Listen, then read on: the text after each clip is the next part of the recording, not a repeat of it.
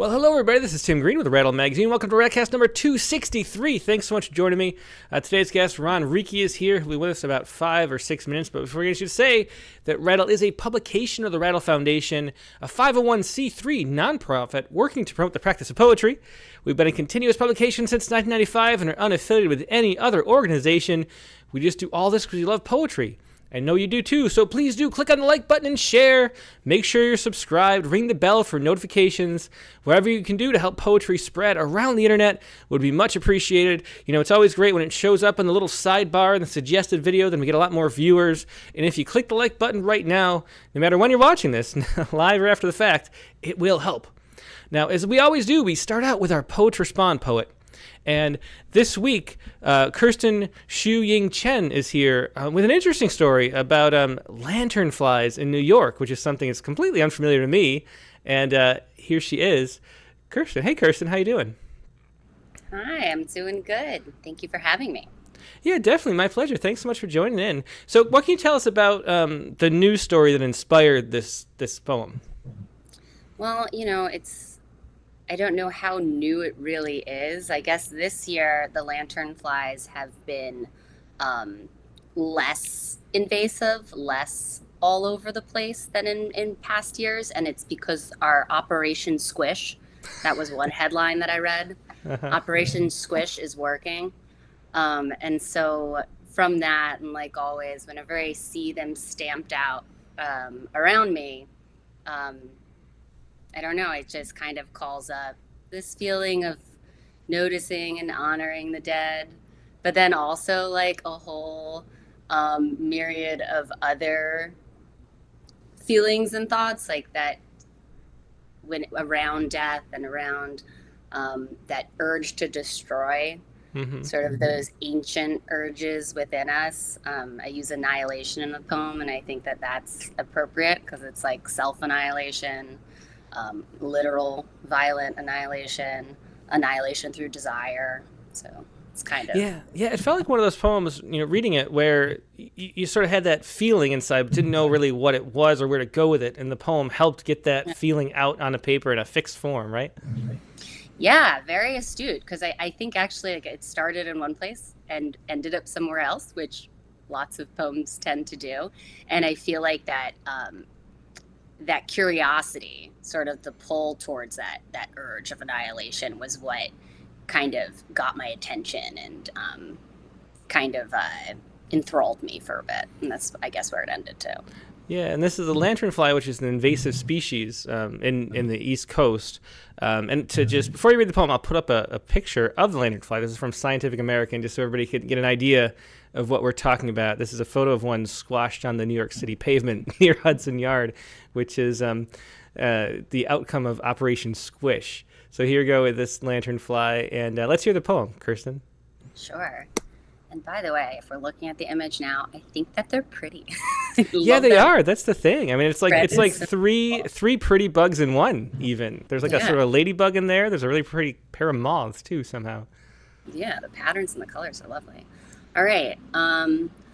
Ode to the New York lanternfly. I can't stop admiring the dead. They cover my every direction, leaving behind the spectacular carnage of their significant and insignificant lives.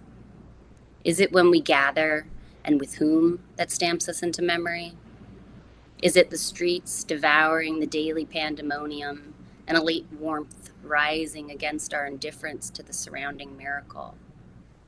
First we take flight, then the loose ends of our lives fray into thinner stories, until only the dog is sated, only the ceaseless gaze of here and now is turned to you in prayer. The air, filled with ideas you've spent your life escaping. The footsteps of any family curse. The learning of your own desire to annihilate, or how it feels to hold a creature, even once by its wings. Yeah, and it was a powerful poem, given all the things going on in the world right now. Kirsten Shu-ying Chen's Ode to the New York Lanternfly. Kirsten, thanks so much for being here and sharing that poem today with us. Yeah, thank you for having me. Yep, definitely my pleasure. Take care. Yeah, and that was Kirsten, Shu-ying, Chen with Ode to the New York Lanternfly. Now we're going to take a quick break and go to our main guest, Ron Riekki. And it's going to be an interesting show. We're going to have some videos, going to do lots of different things. So buckle in, and we'll see how it goes. Looking forward to it with Ron Riekki in just a moment. So sit tight, and we'll be right back with more poetry.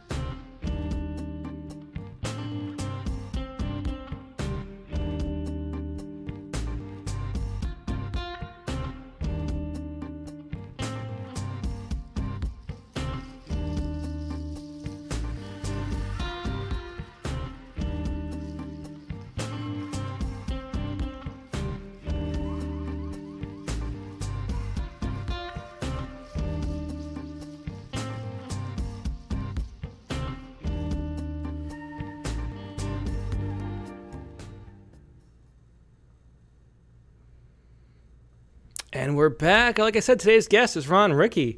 Ron is a BS in religion with a focus on Buddhism and an MA in Interreligious Studies with a primary focus on indigenous religious practice and a secondary focus on Buddhism. His books include UP, Posttraumatic, My Ancestors Are Reindeer Herders, and I Am Melting in Extinction, and I Have Been Warned Not to Write About This. Ron is also a filmmaker, and his plays have been performed in Massachusetts, Michigan, Texas, Virginia, Illinois, and New York, and he was selected as a Tennessee Williams Scholar, where he studied with Arlene Hutton and Pulitzer Prize winner Lee Blessing. His most recent book is Blood, Not Blood, Then the Gates from Middle West Press, which you can find on Amazon. And we're going to start out in an unusual way. We're going to listen to or watch a video, a short film written by Ron. So sit tight and let's give this a view.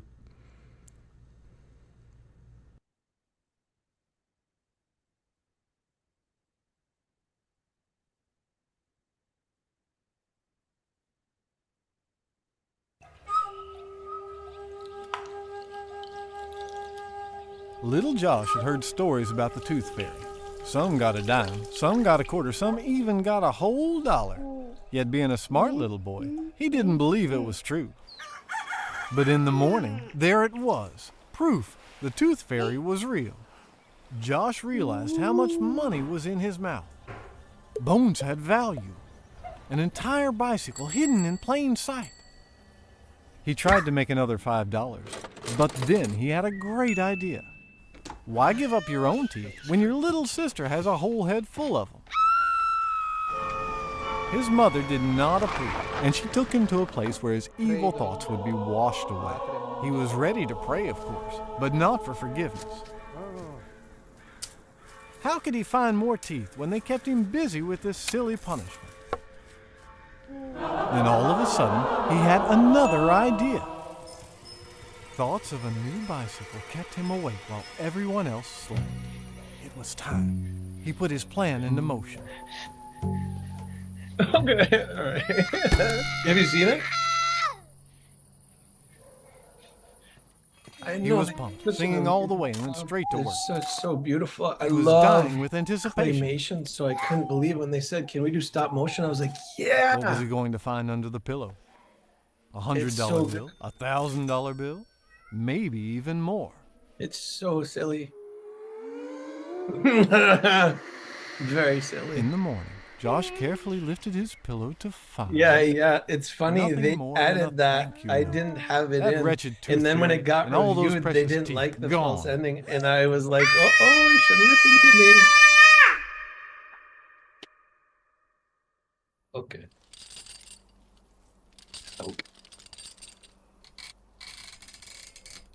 But then, what do you know? Josh had a new idea.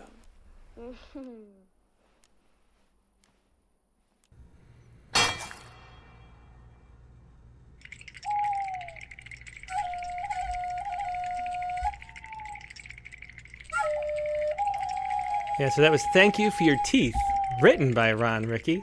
And here he is right now, Ron Riekki. Hey, Ron, how you doing? Hello, humans. Yeah, so that was really a fascinating way to start the show. A short film that feels like a poem. And I don't know what, the differences between the two to you when it comes to, turning poems into art versus, is there how much of a difference there is to you? But tell us about the films you've been making. It's kind of interesting. I had a teacher one time said, never adapt your own work. And I totally didn't listen to him. So when I would get something that was like that story was in, I'm going to forget now. For some reason, I'm thinking Santa Fe Review, but it's wrong. I'm so sorry to the publisher. Crap.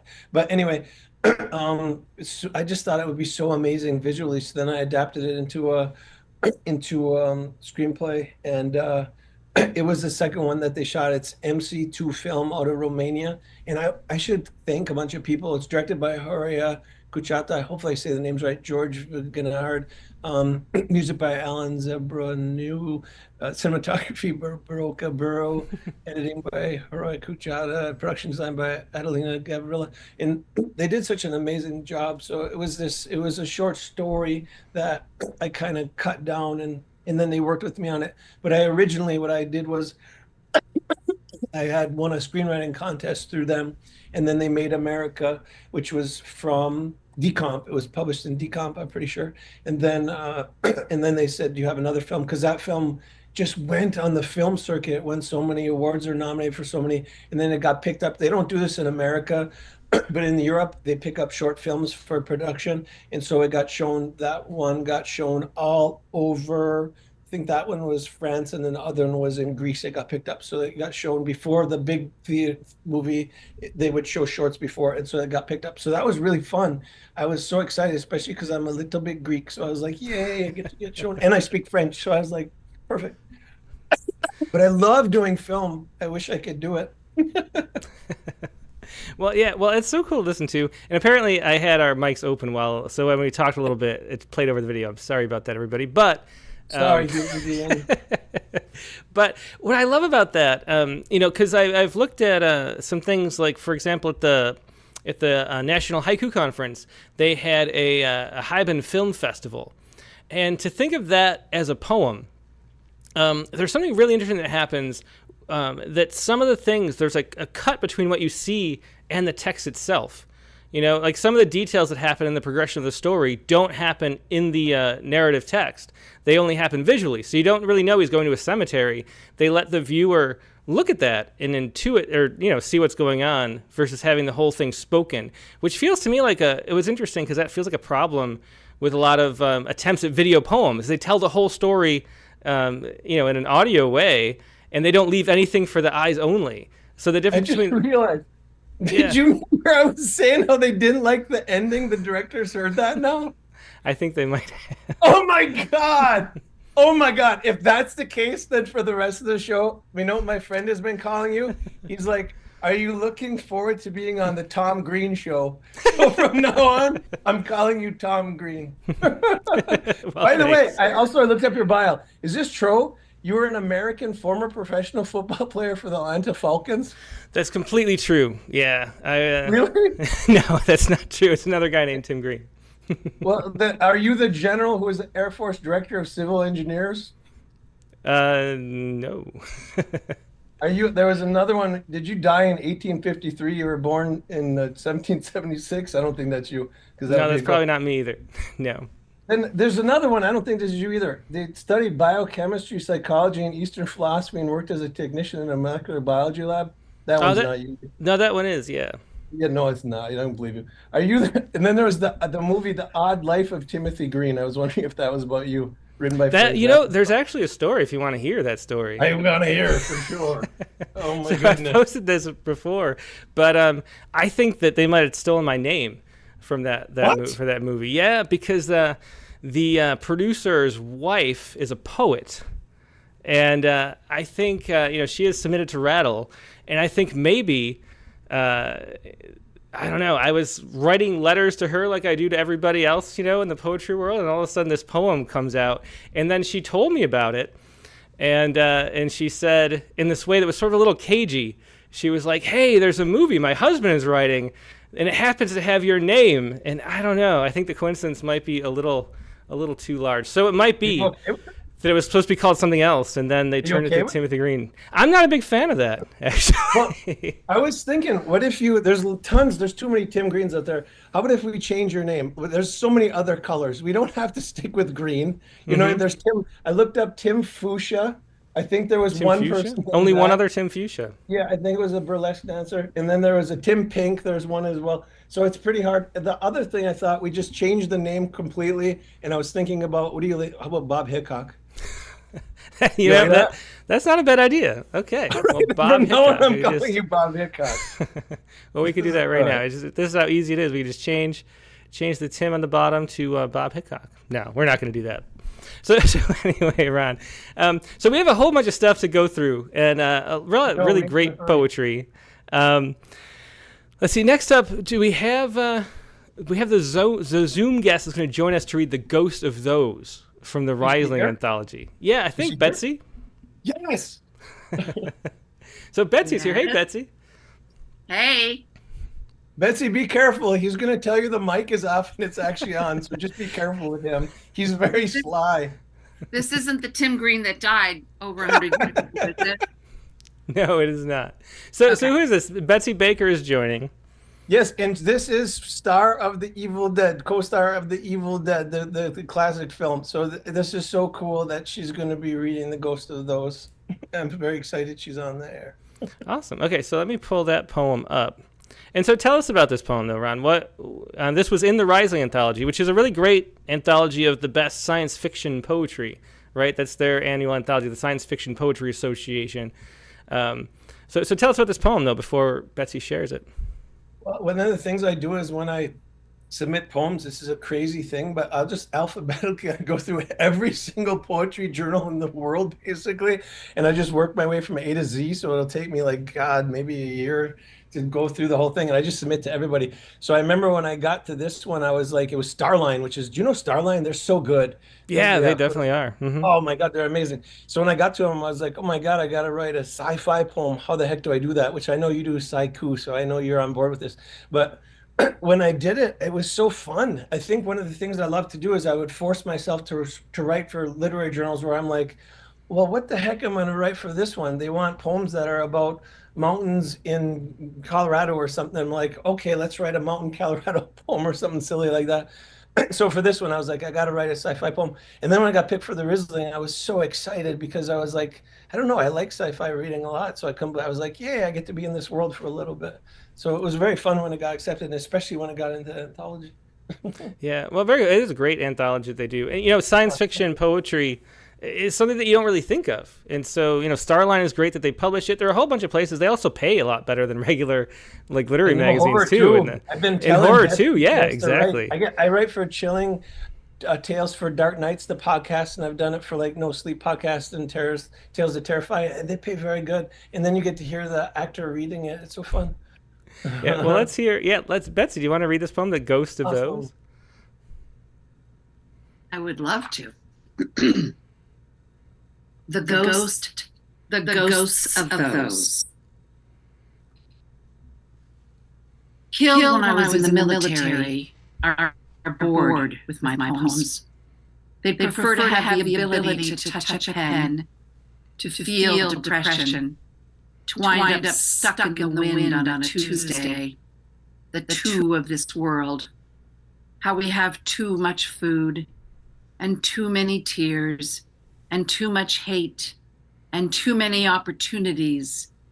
And the Marine who put his rifle in his mouth in Spain is still in Spain, is still in his mouth, is still a rifle, is still and will always be a Marine.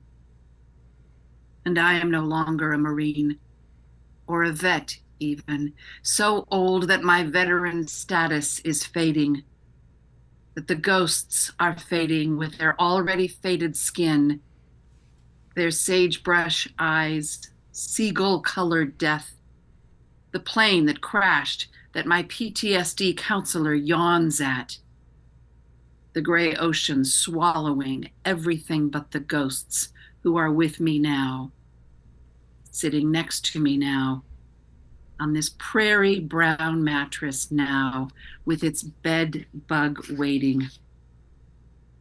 And there were suicides I won't mention, because the morning sun is coming and the ghosts are bobbing up and down on my brain, trying to force me to make them exist. But I can't turn blue into turquoise. I can't rush, open coffins, and resuscitate dry whip bones. I am no Jesus. I let the ghosts go where the ghosts must go. And I dangle in my farmhouse mind, strange keeled, fog queened, hell hushed, purely emptied, struggling for words, for worlds, for wars other than the faded wars, the fading wars, replaced with new wars that will send chilled children to the infinity of psych wards with their schizophrenic swords of apathetic nurses nursing beers after non-work. And there is an explosion I want to tell you about, but it's too late. Yeah, beautiful reading of a beautiful poem by Ron Riekki, The Ghosts of Those. Thanks so much for reading that for us, Becky. It's beautiful. Thank you, Madame. Did you want to read your haiku you wrote too? I have a haiku. Oh, yeah? I have a haiku. Okay, so can I tell you a funny can I actually tell you all a funny thing? Yes. Our extended family is all over the United States, and every year we give that, we draw a name and we draw a gift. We draw a name and we have to give them a gift card. But my rule, just so you just don't get Tim and Ron a gift card from me and say happy holidays, they have to write a poem or a haiku about that person. So my family will appreciate this. A cabin and woods, dark nights and scary noises make for evil happenings. Very cool. Well, thanks so much for sharing that, Betsy. I didn't say I was good at haiku. I just said I have a haiku. Well, that was wonderful. Yeah, thanks so much for sharing that and for reading that poem. What is you guys' relationship? How long have you known each other? Oh, Take it away, Ron. What's that? Take it away. Well, I wrote Many Lives of Evil Dead, which was co-edited with Jeff Sertain. Mm-hmm. And so I reached out to her, and she's like the nicest human in the world. So she was like, sure, I'll do a signing for you. And the signing went right out the door. It was at, what's it called? Dark Delicacies. Yeah, Dark Delicacies, which is an amazing, amazing bookstore. And the line was right out the door. Everybody loves her. She has such a huge fan base. Yeah, your book signed, Ron, but you're very kind. Yeah, everybody loved you. So it's so cool I get to talk to her. What's the fun thing about being a writer? I'm sure for you, Timothy, is you get to talk to all these, just a couple of weeks ago, Pulitzer Prize winner, Dorian Lowe. I mean, it's awesome that you get to do that on a weekly level. So it's an honor for me that I get to even know Betsy. Yeah, well, very cool. I'm very honored to know Ron. And once in a while, he'll send me something to read or look at, and I just go, wow, I wish I could be like Ron. Do you want to finish with the poem that me and Tim spent years working on? I have something that you and Tim This is Tim's writing. If people are wondering what Tim Green writes like, this is Tim's writing. I think Ron sent it to me in the smallest font ever. So here we go. Falling through the woods, softly leaves, and harshly banshees going to the store. So that is our haiku, our non-haiku haiku. Thanks for reading that, Betsy. Yeah, Ron asked me we split some lines last week while we were talking, Ron, and that's what came about. Tim, is that going to be on the cover of Rattle? Oh, I'm sure. Yeah, we're gonna make a collage of that. The screaming banshees. Also, the name of it is the title as well. Haiku don't have titles.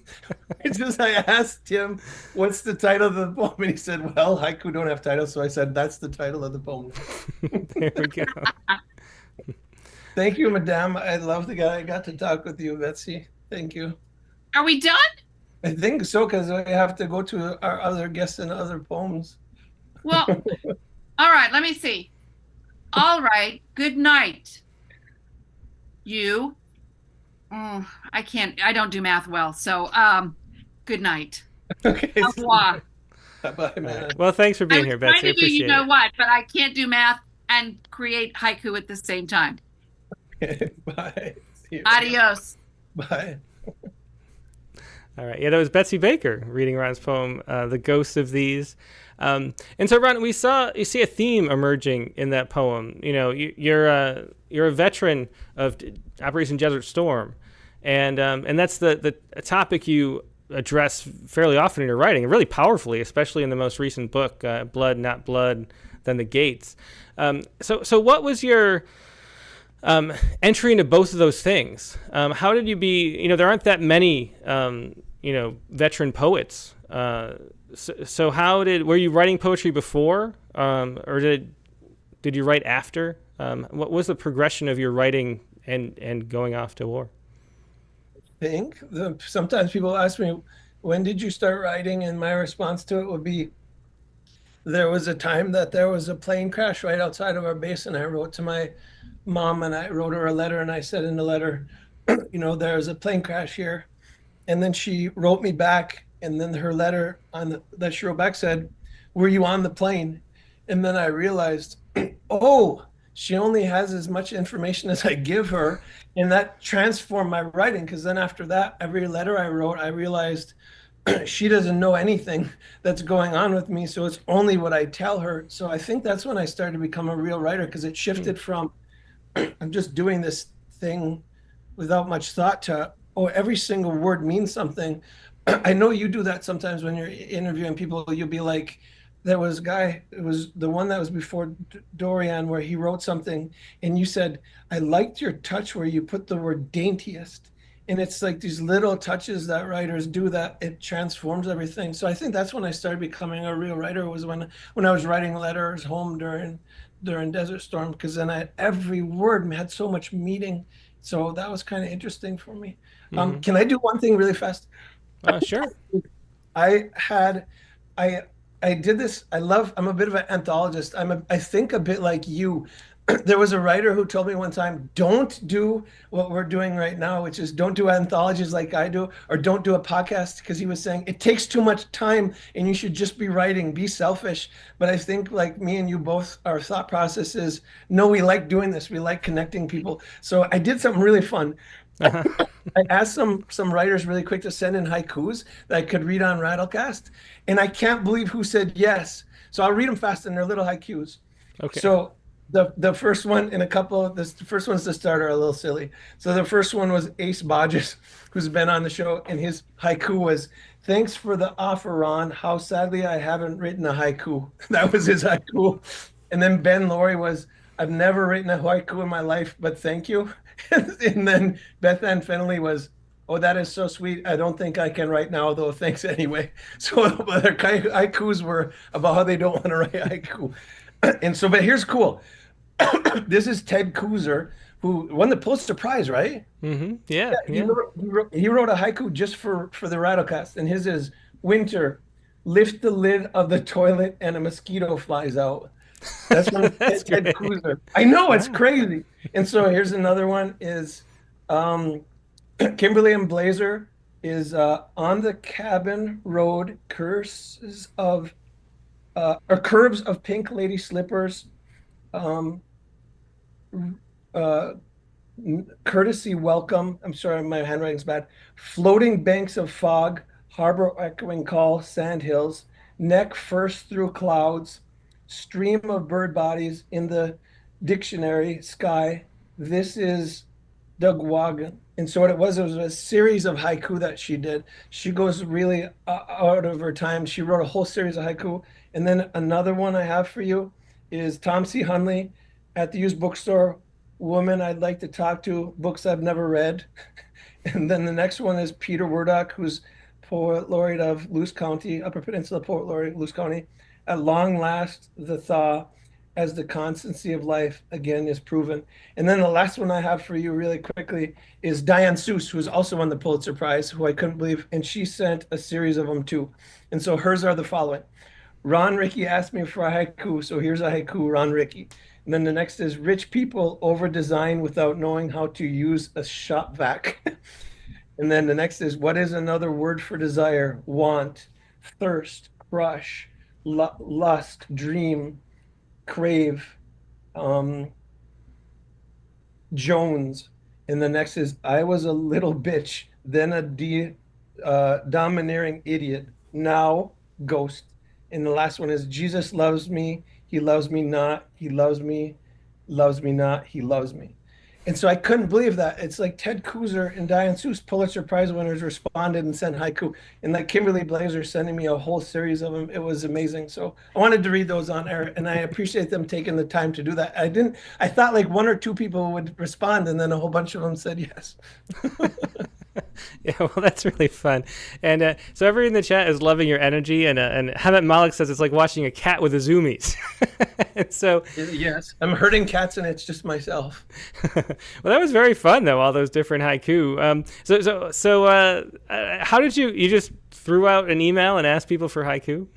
I just kind of contacted them, direct messages or little notes, and then I thought nobody would say yes because I was like, you have to do it pretty quick.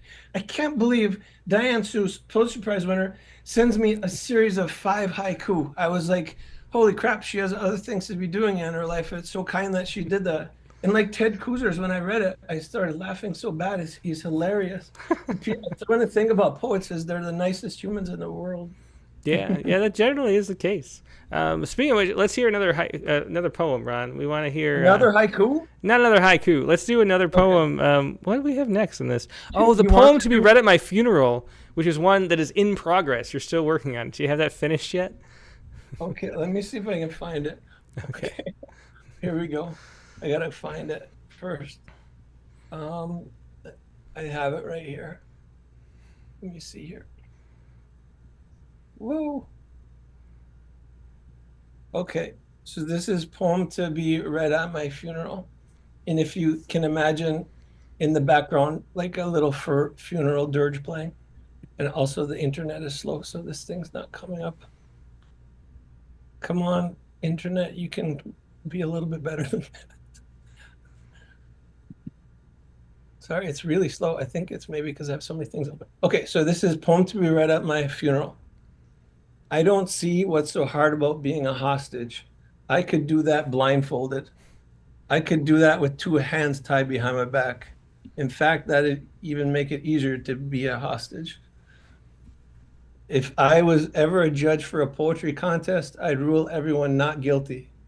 I don't think you should be executed for writing a poem unless they rhyme.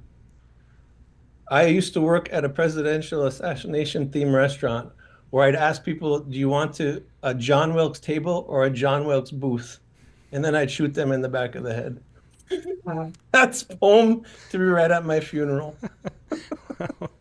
Well, that's interesting, Ron. So why is that the poem you want to be read at your funeral? I think it's silly. That's why I like Tom C. Hunley. His poetry is so fun and silly. He reminds me of James Tate, so I love writers like that. By the way, I wanted to ask you this. On one podcast, you said you wrote half of a manuscript and then you quit because you're waiting for somebody to die. Is that true?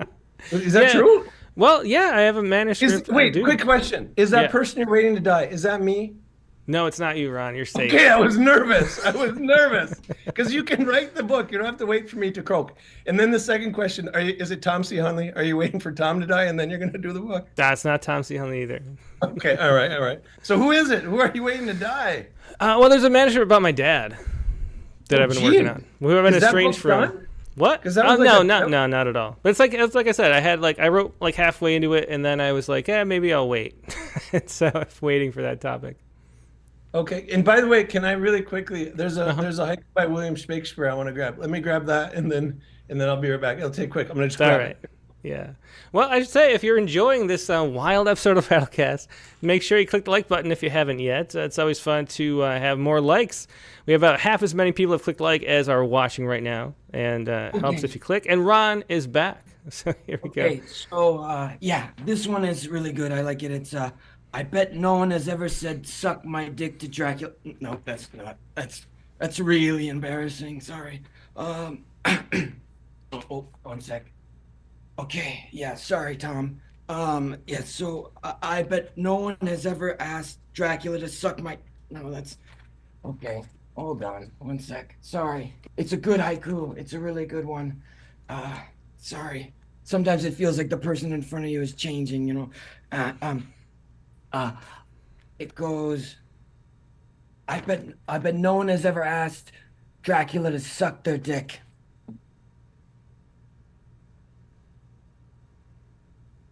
Do you know this one?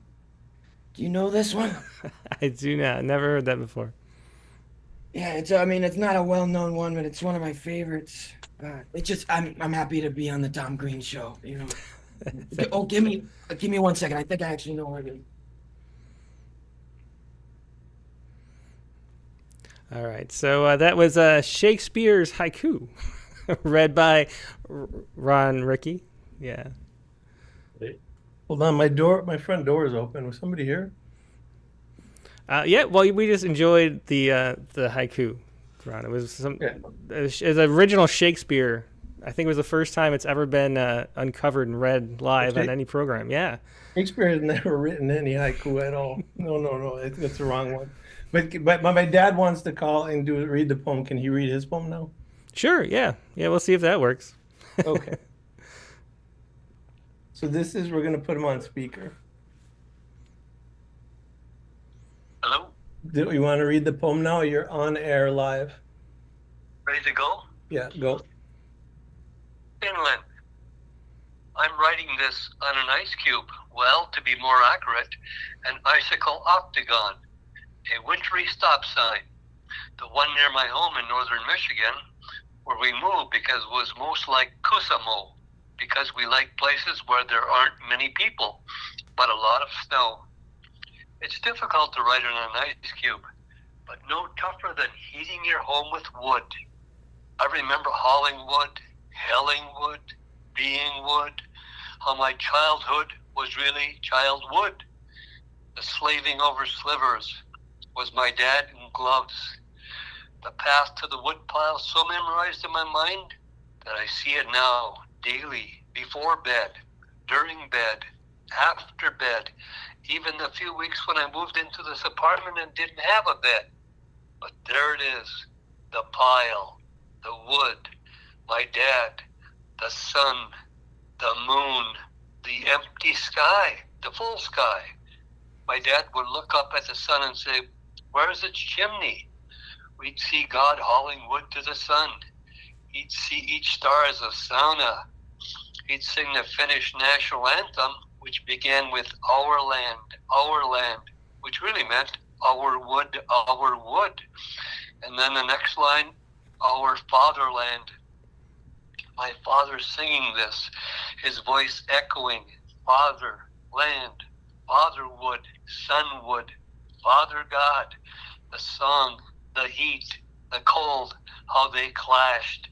The song caught fire. The sun ran out of heat. Winter owned our lives. The house, everything. And we walked backwards to avoid the wind and got inside. And when I think of place, I think of fireplace, of how hot my back would be, my toes frozen, my father grabbing me by the face saying, straight into my iris, "You're Finn, his hands so cold, my nose so sooty, my life so strange, night like lightning, snow like heat, God like fury, the house so full." Thank you, Dad. I'll let you go because I think it's hard to hear you. Okay, bye. bye. How was the volume? Was it okay? I think people have to let us know in the chat, but I think it was all right. Yeah, I really like that he read that. That was so nice of him. Yeah, well, thanks to Ron's dad for reading that poem about Ron's dad. That's really cool. That was Finland, and Yeah. That's the yeah. first time he's ever read one of my poems out loud in his life. Oh wow. Nice Well, he he did a great job reading it for sure, Ron. Yeah. Yeah. So tell us about that poem. This is interesting. Is when I went to a counselor at the VA, and the VA was saying, "I know you like Pennebaker. You keep talking about him on podcasts. And one of the things about narrative exposure therapy is what they talk about is, that you want to write through your trauma. And so, for any of the writers out there who have trauma from the past, doing narrative exposure therapy is phenomenal. One of the things that's helpful about it is you're getting to finally deal through the difficulties that happen to you. But this counselor that I talked to at the VA, she said to me one time, she goes, I see that you like to write about your trauma. What do you think about not writing about your trauma, and that can be healing? And so I was like, what do you mean? And she was like, well, what are the positive things in your life you're not writing about? And so I started thinking, I was driving home and I was like, what am I not writing about that I should be, that's positive? It's like doing gratitude journaling is just as healing. And so I was like, well, I don't write about God, religion. I don't write about my dad. I don't write family. And then I don't write about my, heritage. So then what I did is I wrote this poem. And then when I wrote it, it just flew out of me because it was all the things I haven't been writing about that I've been thinking about. And then what happens was that's the poem that ends up winning a Pushcart Prize for me. That's like my biggest poem of my life. And it was when I transformed from, because you read Blood, Not Blood, Then the Gates. It's really depressing at times. And so what it was going, well, what are the things I'm thankful for? And like, you can tell my dad when he was reading that's the first time he's ever done that. And he put a lot into his reading. I could tell just now, he really gave himself into it. So I really appreciate that. And I think the thing that's so healthy is what I'm doing is I'm exploring family and connection, spiritual connection, and then who I am and where I'm from. So I don't know. That poem is one of the best things I think I've ever written. And I think because it's the honesty and because I'm trying to come from a positive place. But you said something interesting about Blood Not Then the Gates. You wrote me an email and you said something like, what did you say was the best war book since Wilfred Owen or something like that? Yeah, I thought it captured the trauma of war. Better than anything I've read since Wilfred Owen, I think, for sure. I mean, there's other books. I think of Brian Turner, who's been a guest before, but these, it was really difficult to read because it was so powerful. I mean, it was so vividly captured, and in the way too, the memories keep recurring. It's like relentless in the way that works. Like you think you're done with a thing because you wrote about the helicopter crash, for example, and then it keeps coming up. The way it doesn't let you go, in the way that PTSD doesn't let go. Yeah, Tom C. Hunley was talking on you because I loved his interview, but he was talking about how it's easier to sell a poetry book when it has a theme. And the thing that happened with them is they do, veteran poetry, and I had like a couple days to submit it. It was like deadline. So very quickly I started putting together all my poems that dealt with war and PTSD. And as I put them together, I thought to myself, too repetitive. It's the same images coming back over and over and over again.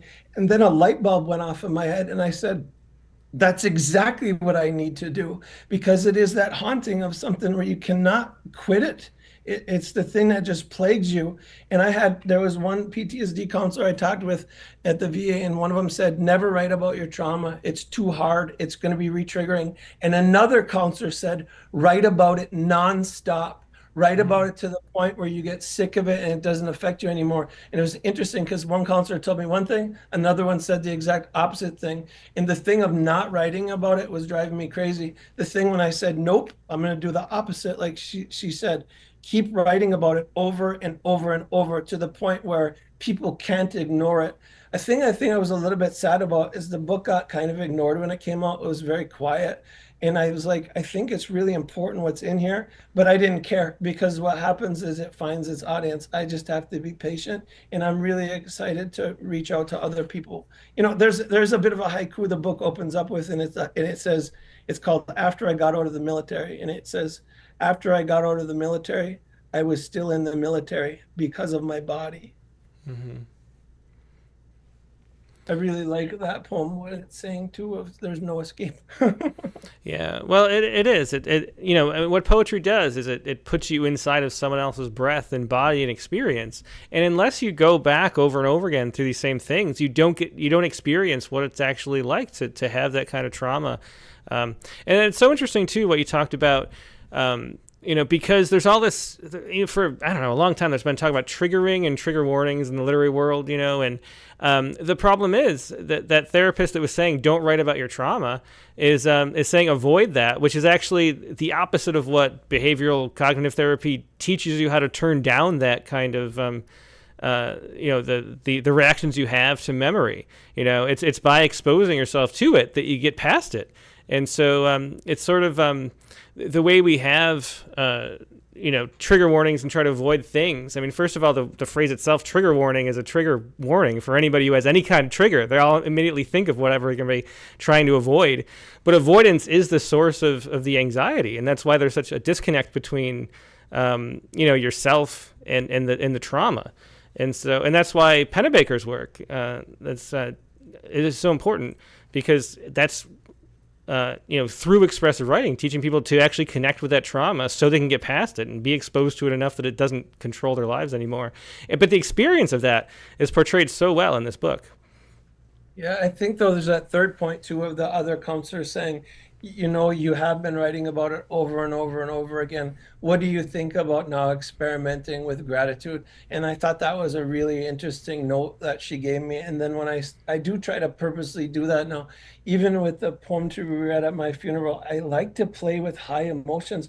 I like to even, you know, what's funny is I told like Dave Smith, who's one of the best comics in the Detroit area, I told him, if you want, I'll give you a minute on the podcast. Feel free to do whatever you want. And I like to do that. I like to have my dad come on. I like to have Bitsy Baker come on, who's just an incredible actress. And I love just exploration of what can we do with moments of, even right now with sharing with you. I think what I try to do in my books is I try to almost like overshare, and I try to do that on purpose of, this is so painful to write about, but then in the back of my head, I go, the reality is no one's going to read it. So, you know what I mean? It's like with poetry. One time I had a bunch of my family, it was over and it was the holidays. And I was curious and I said, do you know these poets? And I started naming some of the most famous poets in the US. They didn't know any of them. And then I realized how poetry is often for poets. It's this intimate sharing that we get to do with each other. And then because of that, what I do is I don't limit myself. I go, nope. Be very foolish, allow yourself to be an idiot. It's like when you're being an actor too. I've heard actors say you have to be able to try everything and fail. Otherwise, if you try to look good in every scene, you're going to suck. And I think what I do in my writing is I really try to push myself. I think I fail a lot, but I think I succeed sometimes too. Yeah, I think that's a great way to characterize it. And this book really comes through. You asked me to pick a poem to read myself. That's right. Yeah. Yes. And that might be a good time for it. So I mean, there are a lot of great poems in this book. The one that stood out as I was looking for one is Even My PTSD Has PTSD, which I think captures the poem. Yeah, I think it captures the feel of the book really well. So I'll read this one. What page is it? It's on page 57. Okay, cool. Thank you. Okay, yeah. So I'll read this one. If I can pull it up. There we go. Okay. Let's see. So, here. Even my PTSD has PTSD. And the VA waiting room is the color of spit, and the drill instructor drilled the most useless crap into our heads. And by the time I got out, 8 of us were dead. And I'm a quote-unquote protected disabled vet. Protected? They could hit us back then. Dunno if they still do it now. The doctor called it essential tremors. Essential? My body earthquakes. My counselor told me that the body keeps the score. But the problem is my life hasn't been sports. It's been horror. I need more sex, but I'm too poor. At the VA waiting room, waiting, I count all the missing arms and legs. I get to 4. Yeah, and so just powerful stuff in that poem, Ron. I think there's so much to say. The one way I want to word this to you is I was talking one time to a therapist and I said, when are some of the tips for you that you're dealing with someone who has trauma? And one of the things I said to him is I said, be very, very careful anytime you have a vet, because it doesn't even matter if you are in a war. It's a nonstop war. I remember when I was in boot camp, and there was a moment where the drill instructor, company commander, punched somebody in the face and shoulder, and then there was this revelation of, oh my God, they can hit us. And then the tension, how it rose to such a high volume. And I remember in training where we had one of the guys get killed, and then I started realizing, oh my God, even the training can be deadly. So in many ways, it gets you ready for what's coming up. But a thing I like to do with my book is I like to talk about that, about how incredibly violent it is from every single second, from the beginning to end. I do know I've talked to some vets and they'll say, no, I had an easy boot camp. I was stationed in Alaska. It wasn't a big deal for me. But the thing I get worried about is the level of hazing, the level of things that are going behind the scenes, where there are some veterans who I talk to, and they'll be along the lines of, you know what, I was in during the war, but who I was really afraid of was the people on our side.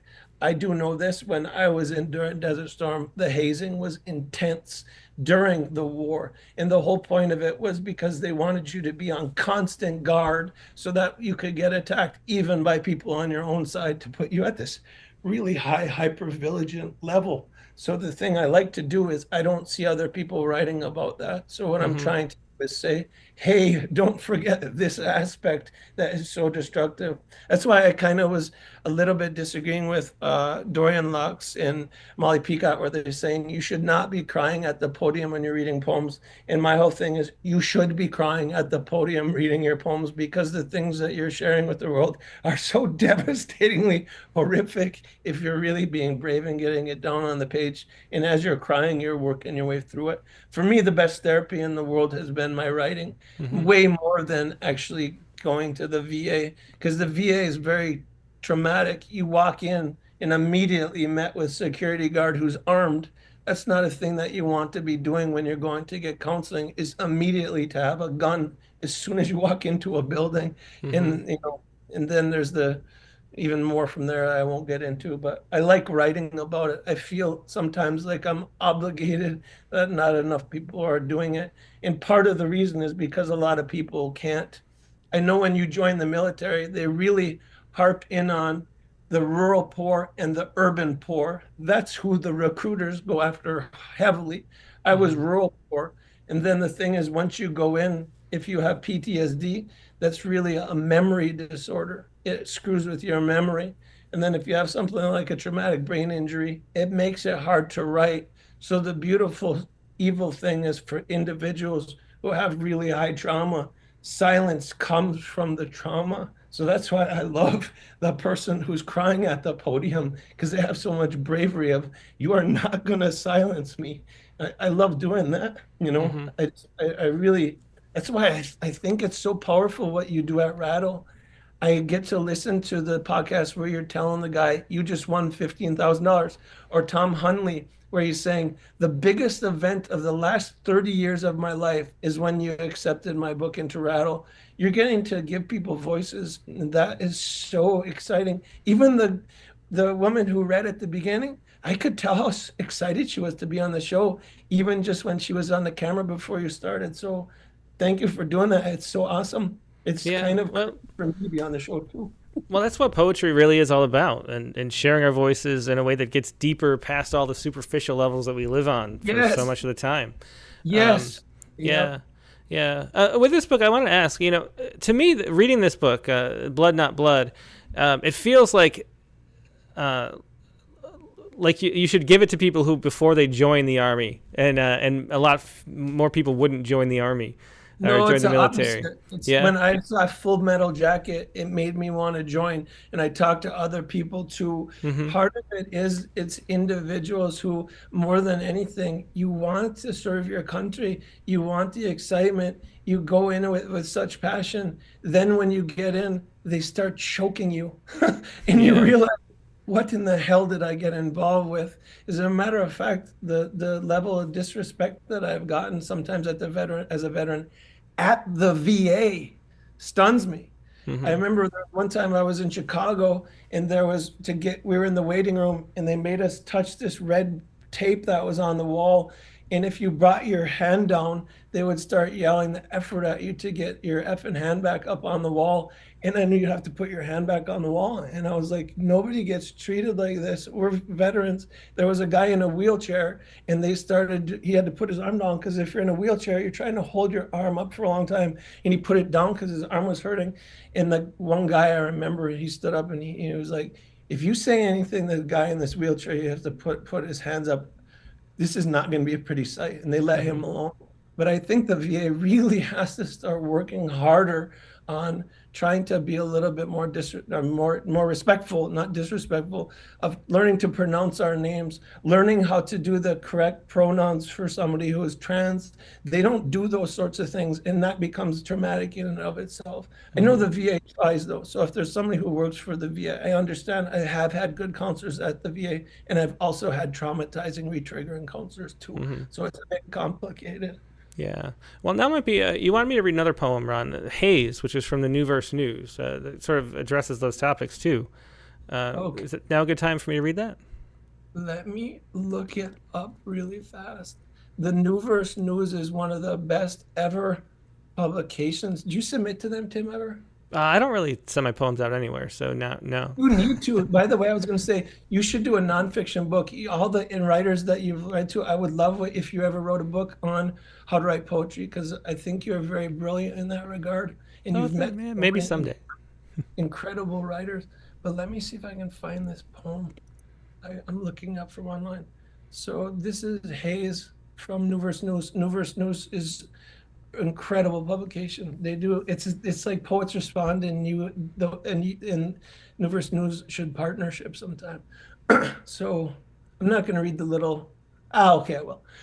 Oxford Languages: a slight obscuration of the lower atmosphere, typically caused by fine suspended particles. And then KTSM, February 12, 2023. Shortly after the police report was released at KTSM, NMSU Chancellor Dan Arvizu announced the men's basketball program had been shut down for the remainder of the 2022-2023 season. Do you see the poem right now, Tim? Yeah, everybody can watch too, yeah. There's no way in hell I can read this. Can you read this for me? I wouldn't be able to get the word. Yeah, no problem at all. Here we go. Yeah, so again, this is Haze by Ron Riekki. My ex went to NMSU. I visited it, and there she started singing a song by Everything But the Girl, but changing the lyrics so that instead it was her, voice beautifully off-key, NMSU, like the deserts miss the rain. So that and I Miss You became the initials of her university, and she loved it there and said, and I asked why, and she said, because it was affordable. And I asked if there was anything else, and she said, my friends were there, and I felt safe. And things change. Time flies, and in my mind I go back in time so often. Sometimes I think that's what trauma is, this constant forcing of the mind back in time. When they hazed me in baseball, no, when Scott hazed me, when I just wanted to play baseball, came up behind me, pinned me to the ground, pressed into me, this future homecoming court member, the summer sun burning its light in my eyes, arms, Christed at my sides, and he'd spit over and over in my face, sucking it back into his mouth, no purpose except control. And his father was best friends with my father, the sickness of childhood, the dirt anxious below us, the tree branches trembling in the lack of wind. And when they hazed me in basketball, no, when Bud hazed me, when I just wanted to play basketball in a way similar to NMSU, in a way similar to Florida A&M, similar to Binghamton, the forced public nudity, then throwing me into a pool. And when I joined the military, it was like some infestation. How you don't fear the quote-unquote enemy as much as you fear those around you. In your barracks, the blanket party done on a kid 10 bunks down from mine. How they came in the night and I woke to the sound of fists in the darkness. And it wasn't me, but it would later be. Later, the crucifixions they did at my duty stations, tying you to a fence, reminding me of Matthew Shepard, and they'd take rotten food they'd left in the jungle heat for days, pour it over your head, insects, the clock, your wrists, the vomit, in the repetition so often, and so many who didn't even fight, how they came for me in the night because I did not want to reenact hell, how they'd come up behind you, duct tape your mouth shut, your arms to the chair, wheel you down the hall, clatter you outside, transfer you to fence, your body a map, time a skull, hate a latrine, and they killed one of us during training, murdered Lee, his name, Lee, Midwestern like me, and the violent physical hazing at the University of Michigan is VCU's death as University of Missouri's student who's blind now, can't walk, can't talk now, and the list of incidents, the copious amounts of alcohol, the unconscious and flown, the hit his head, the asphyxiation, the collapsed lung, the polytrauma, and this is normative, and I see them, see their photos of those killed, yearbook photos where they glow, dressed in black, new glasses, smiles of hope, hair trimmed yesterday's majors of aviation, engineering, ecology, Middle East studies, social work, and I'm teary looking at their photos, this sudden caesura, the blank page, knowing at least one university hazing death per year from 1969 to now with hundreds of deaths since 1838, with the most deaths at Sigma Alpha Epsilon at the University of Alabama, and this isn't a poem, it's a warning, and this isn't a poem, it's a war, and this isn't a poem, it's nonfiction, and this isn't a poem, it's hell. And I go to the college to complain about this, and someone warns me, telling me not to do it, that I'm just wasting my time, and I do it anyway. And I'm in his office, and I explain to him how I've been harassed on this campus, and how I know others are being too, that it's happening here, now, and he listens. No, he doesn't listen. He hears me, sort of, and says, look, I'm drowning with complaints. What do you want me to do about it? And I tell him that I want it to stop, that we need it to stop. And he looks at me and says, okay, how? And I tell him that's his job, and he sighs and says, okay, thanks for stopping in. And I ask him what he's doing, what he's going to do. And he starts escorting me to the door, and I repeat it again, and he says, you want me to be honest? And I say that I do, and he says, nothing, and the door closes behind me. Yeah, so there's a powerful one that was Haze by Ron Riekki. Yeah, thanks for sharing that with us today, Ron. Yeah, thank you. Yeah, that's, there was, at Auburn University there was a student I had, he was African-American, and somebody threw a tire iron at him and said a racist remark, and he came to me because he was wanting to drop out, and I said, let me talk to the Office of Diversity. And I remember I walked in the Office of Diversity, and I said, I had this student where this happened, and I remember the person said, he basically was like, I'm gonna be honest with you, I'm quitting this job. We are so overrun. I have no idea what to do. There are so many incidences. I just don't know what to do. Mm-hmm. I think that's what happens, is it just becomes to the level where it's so nonstop. It's a bit like that with the VA. I think the VA is pretty good at handling if you go in where it's something where, I'm dealing with killing the enemy. They can handle that. I think what freaks the VA out is when you start talking about things like military sexual trauma and hazing and stuff. That's when they start stamping poor historian on your records, because they don't want the responsibility of the reality of how intensely prevalent it is. So that's why I always tell people, if you're dealing with someone who has contact with the police, with the incarceration system, with gangs, or with the military, you have to be careful. We are dealing with trauma. And that's where a person could even say, they didn't do anything to me. And the research shows this. It's so fascinating. What's really traumatic for individuals is not that it happened to them. It's witnessing them having that happen to others. That's what really wears the person down, because then you have to live with that. And then the fear can be, is if I say something, that's going to happen to me too. The military is brutal in ways that people don't even realize. It's in ways you don't think, because it's the thing of getting worried you're going to get bombed, getting worried that you're involved with bombing, and getting worried that somebody next to you is going to be attacking you. So it's from all sides. It's on every level. And then the VA, to be honest, they just, it's so hard for them. So that's why I have empathy for the therapists, because I think it's a little bit of, they're getting overwhelmed with how many people nonstop all day who have complex trauma. It's not one trauma. It's not simple trauma. It's complex, multivariate trauma. Do you think that aspect of it is part of the system, is inherent to it? Because I don't know a whole bunch about the military, but breaking down the individual to become a unit is sort of the goal. And do you think that that's part of it? Or do you think it's a side effect that just happens to happen and people look the other way? Or do you think it's something that's in a way intentional? I think it's ritual. Mm-hmm. I think when this is ritualized, you're done for. It's just part of the system. So now it's like that's normative, and it just doesn't get talked about enough. I don't think people know how to talk about it. You know, I could say so much about this. The thing I want to say is I start being very, very silly, and now I think we're going so serious. So I think the crowd is a little bit of whiplash right now. I haven't hung up. No, they're definitely still here. Well, let's do another poem, Ron. I think next, it was a request poem from Vivian Faith Prescott, who says you got to read this poem. Do you want to read that? Yeah, so she wants me to read Death and Taxonomies. This is from my ancestors, reindeer herders, and I'm melting in extinction. And this is the Death and Taxonomies. In class, I mentioned my Sami roots and strangely found anti-indigenous comments tarnishing bones, America's melting point immigrant culture, how cultures are kept under glass, under wraps, underground, as if buried. And a comedian on NPR asked, his racial makeup said, I don't want to answer that. Soon as you tell someone your ethnicity, they start boxing you in.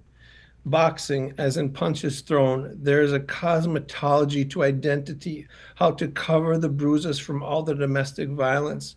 My brother, who works at a hazmat center, says he watches the raccoons climb in and out of the biohazard bins, says he saw a deer glowing in the dark. I ask if he's kidding, and he says, there's nothing funny about America. Yeah, that's a powerful poem. So tell us about this book, Ron. We haven't mentioned this book at all, except for the title, which is My Ancestors Are Reindeer Herders, and I Am Melting at an Extinction. So tell us about that book, too. So now we have access to that as well. So it's interesting between both of these. And by the way, is the air conditioner too loud? Do you want me to turn it off, or is that okay? No, it's good. It's fine, yeah. Okay. So I think the interesting thing with both of these books is, like, I was talking to one guy who was a vet, and he was, front lines and stuff, and he was saying, well, I don't see myself as a vet. And I said, why not? And he said, well, I never shot at anybody. And I was like, well, I don't understand that one, but he felt like that's what makes you a vet, that you're in the wars, you're actually shooting at someone. So there's this strange thing that happens, I think, a lot of times with vets, is there's this not knowing if they're vet enough. I was talking to someone recently, about a friend of mine in the trans community, and he was saying it's a similar thing. I feel like I'm not trans enough. And then what's interesting thing about ethnicity is that there was one writer, I can't remember the name.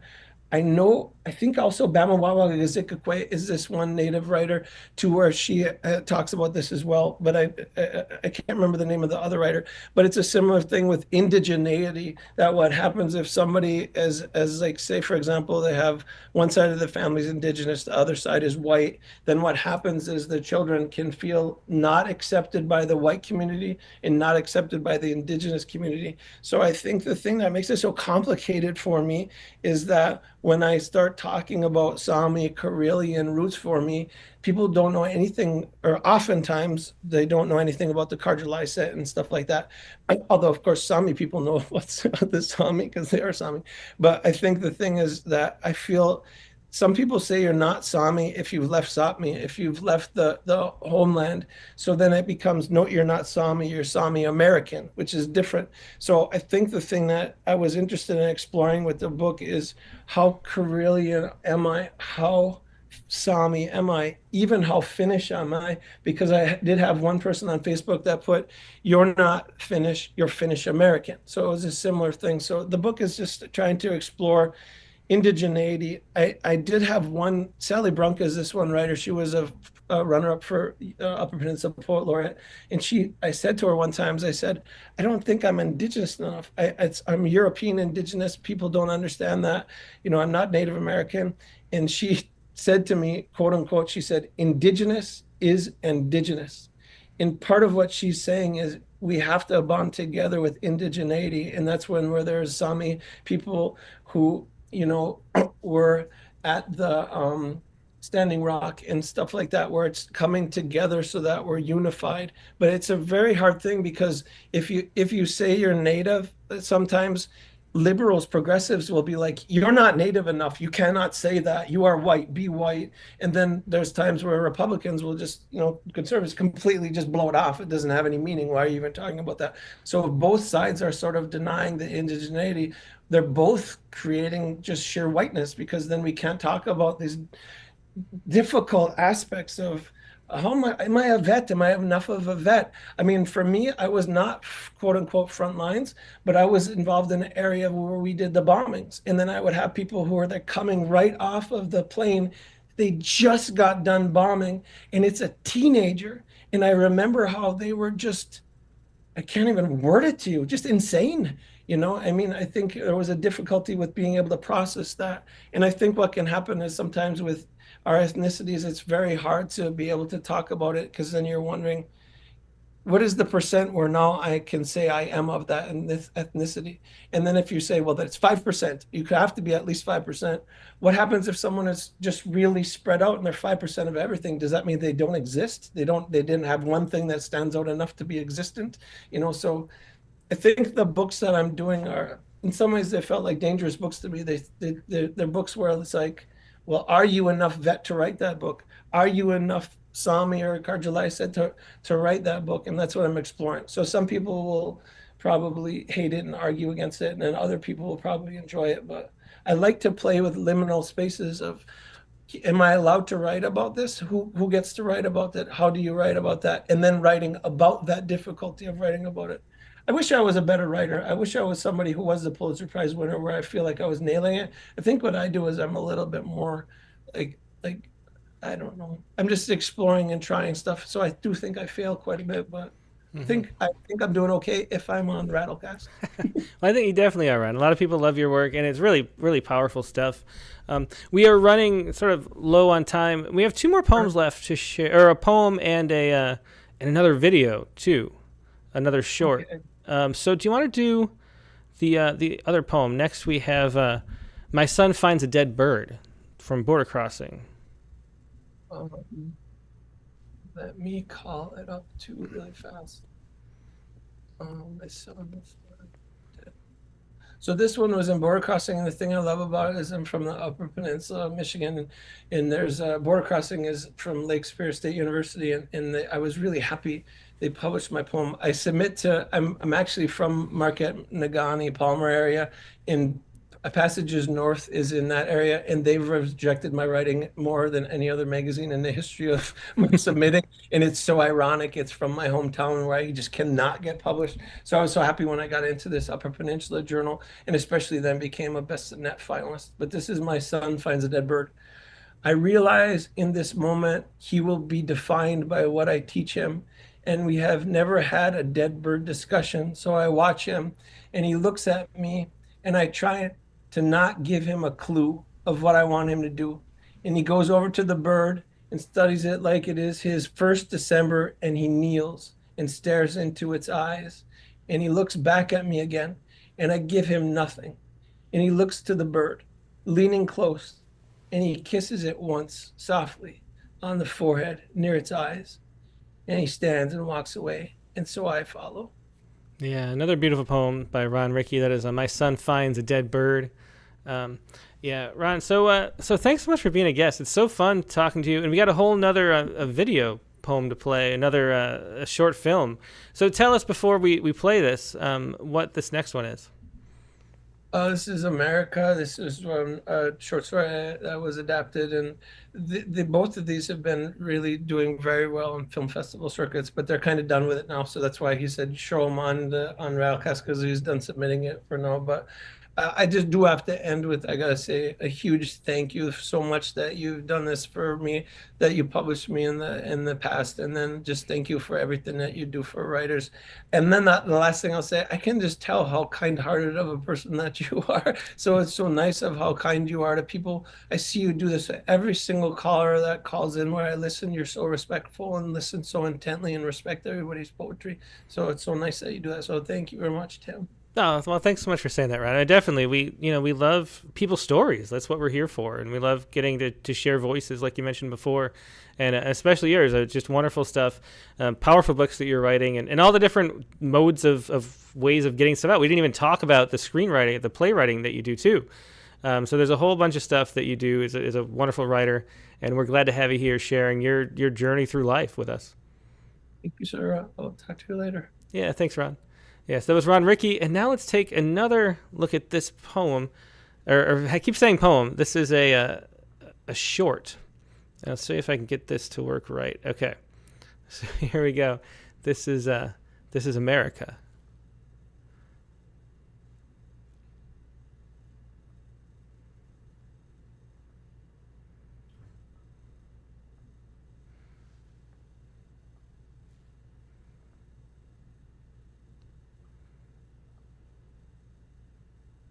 Put the chair up against the door. I tip it so I sleep with the chair up against the door. I tip it so if the door opens, it'll fall forward.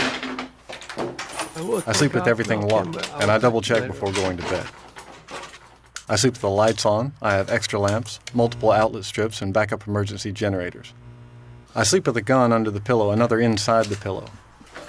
You don't have time to find bullets when push comes to shove, so they're always fully loaded. I make sure the barrels point at the only bedroom window, which is most likely where someone might try to enter. The window's a weak spot. Never live in a first-floor apartment. They're made for murder and kidnapping. Second floors are for strangulation and torture. I live on the third floor because it's the highest floor in this apartment complex. I sleep with a bulletproof vest, a bulletproof helmet, and bulletproof pants. I found the pants online. They call them ballistic pants. They're waterproof, too. They need to make bulletproof pajamas. I have bulletproof shoes. I don't wear them sleeping. I'm not crazy. I just like to be safe. Helps me sleep. Like now. Good night.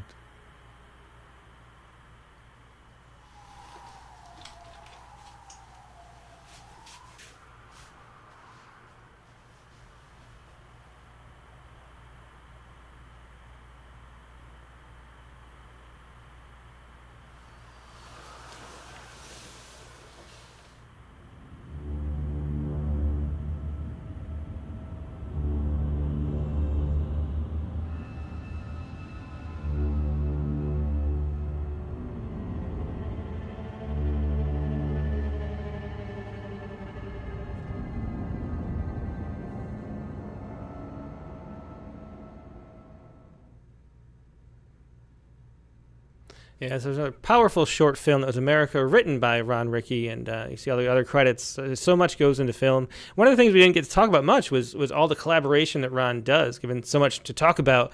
But it's amazing to see how beautiful these short films are made, and how many people and how much effort goes into them. So thanks to Ron and the producers for sharing those videos with us. Now it's time for our prompt lines, and the prompt for this week is. Let's see. The prompt this week is write a poem in which someone unexpectedly wins something.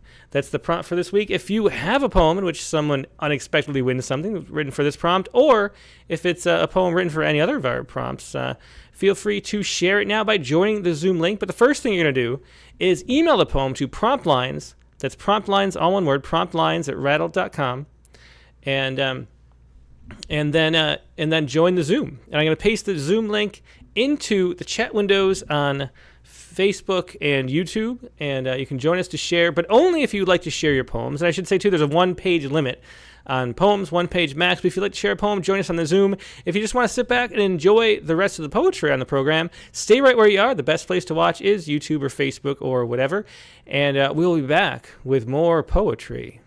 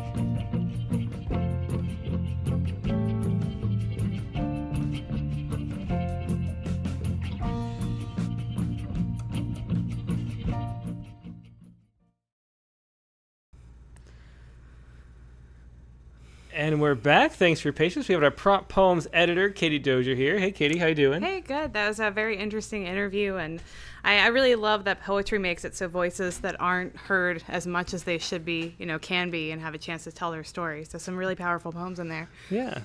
Yeah, definitely. And Brent read that book. We were reading it on the airplane, and as we flew to California for a wedding, and then flew back this morning. And of flying. A lot of flying. We're back in Texas, though. Are we? I'm not sure what I'm state not we're really in. sure either. But anyway, yeah, it was a really powerful book. Really the whole flight I was really engaged in that book in a way I hadn't been with a book in a while. So thanks to Ron and all the interesting things he shared on the show as well. So we got the prompt poems here. And what did you do in all of our free time this week to manage to write a poem somehow? Well, I wrote this on the plane today. And gotta be honest, guys, a little bit of a stretch to fit it into my own prompt. The prompt was to write a poem in which someone unexpectedly wins something. And for some reason, I thought it was a poem that has unexpected wind. I think that's what my brain went. But something is still won, I think, in the process of the poem. So. All right, well, let's see. Okay. Let's see what we've got here. Okay. And here we go. Okay. Mountain quail. Found some smooth air for you, he says. Funny that now I would know a pilot's voice anywhere, how it flows into the cabin like the overly cold air. He speaks like a radio announcer when there weren't yet TVs, every syllable so enunciated as if a plane's windshield could ever be that clean. Our flight time today will be 2 hours and 45 minutes. Hidden in every migration, the letter V. Oh, that's interesting. So I feel I may have gone esoteric on the haiku. Yeah, so that's one of those. I recognize the lines from the actual pilot, so I can confirm. Yeah, you can confirm this is actual footage from the event. Okay, so with the cut with the title is a mountain quail. Okay, mountain quail, which we saw quail while we were in Wrightwood. We saw quail in and they don't technically migrate, but they do go up and down a mountain. So that's a kind of a form of migration, even if not traditionally thought. So I'm kind of referring to us as mountain quail. So we're going up and down from the mountain. And then the V referring, of course, to traditional migration and how we think about it. And then also that there is a V in love. And that in every migration, it's a form of love because you're moving because you love life and want to keep going. So that's how I was thinking. So the unexpected thing that's one is in traveling, love. Well, that's great. Great. That is a really interesting, densely packed haiku you got there. When was it that you wrote that? Was I sitting next to you? Yes. Well, you wrote that. You were there, sir. Okay. All right. That was Mountain Quail by Katie Dozier. And for mine, I did this. And so when we had a prose poem prompt a couple weeks ago, I confessed that I didn't really write a prose poem and I should have had line breaks. How dare you, sir? I know. So I thought I'd make up for it by making this week's a prose poem. Okay. Okay. And this was written in the 10 minutes gap. Yeah. So we'll see how many typos there are. Great. Reward. He won the door prize. It was a kind of lottery. There were tumbling balls and bells and little brass levers that fit perfectly into their adjacent slots with a satisfying series of consecutive clicks. He could hear the marbles rolling inside. He could hear the feathers falling through a vacuum tube at the same rate as an anvil falling next to them. When he lifted the latch, it was heavy, but what it released was as light as a sigh. It floated like a balloon, but it wasn't a balloon. It wasn't a thing to be tied. Reward. So, yeah.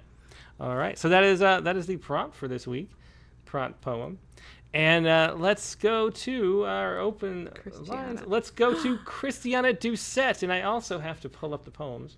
And Christiana, I think, has a very special guest today. I have a special guest with me. She just came in after when the prompt lines came up.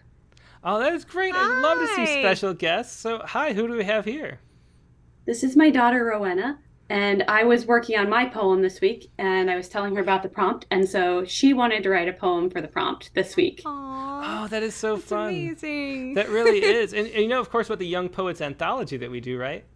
Yes, we just actually submitted some of her poetry earlier this week to the Young Poets Anthology. Oh, that is so great to hear, because we do love, we love, sharing poems with all, young poets write great poems too. There's that special place of playing with words that just makes magical things happen. So we definitely love that. So what was the poem? How did you approach the poem this week? Do you want to tell them a little bit about your poem? My poem is about an Olympic runner. Like, we were watching on YouTube like stuff about the Olympics, and we're watching this one that was like a relay race, and the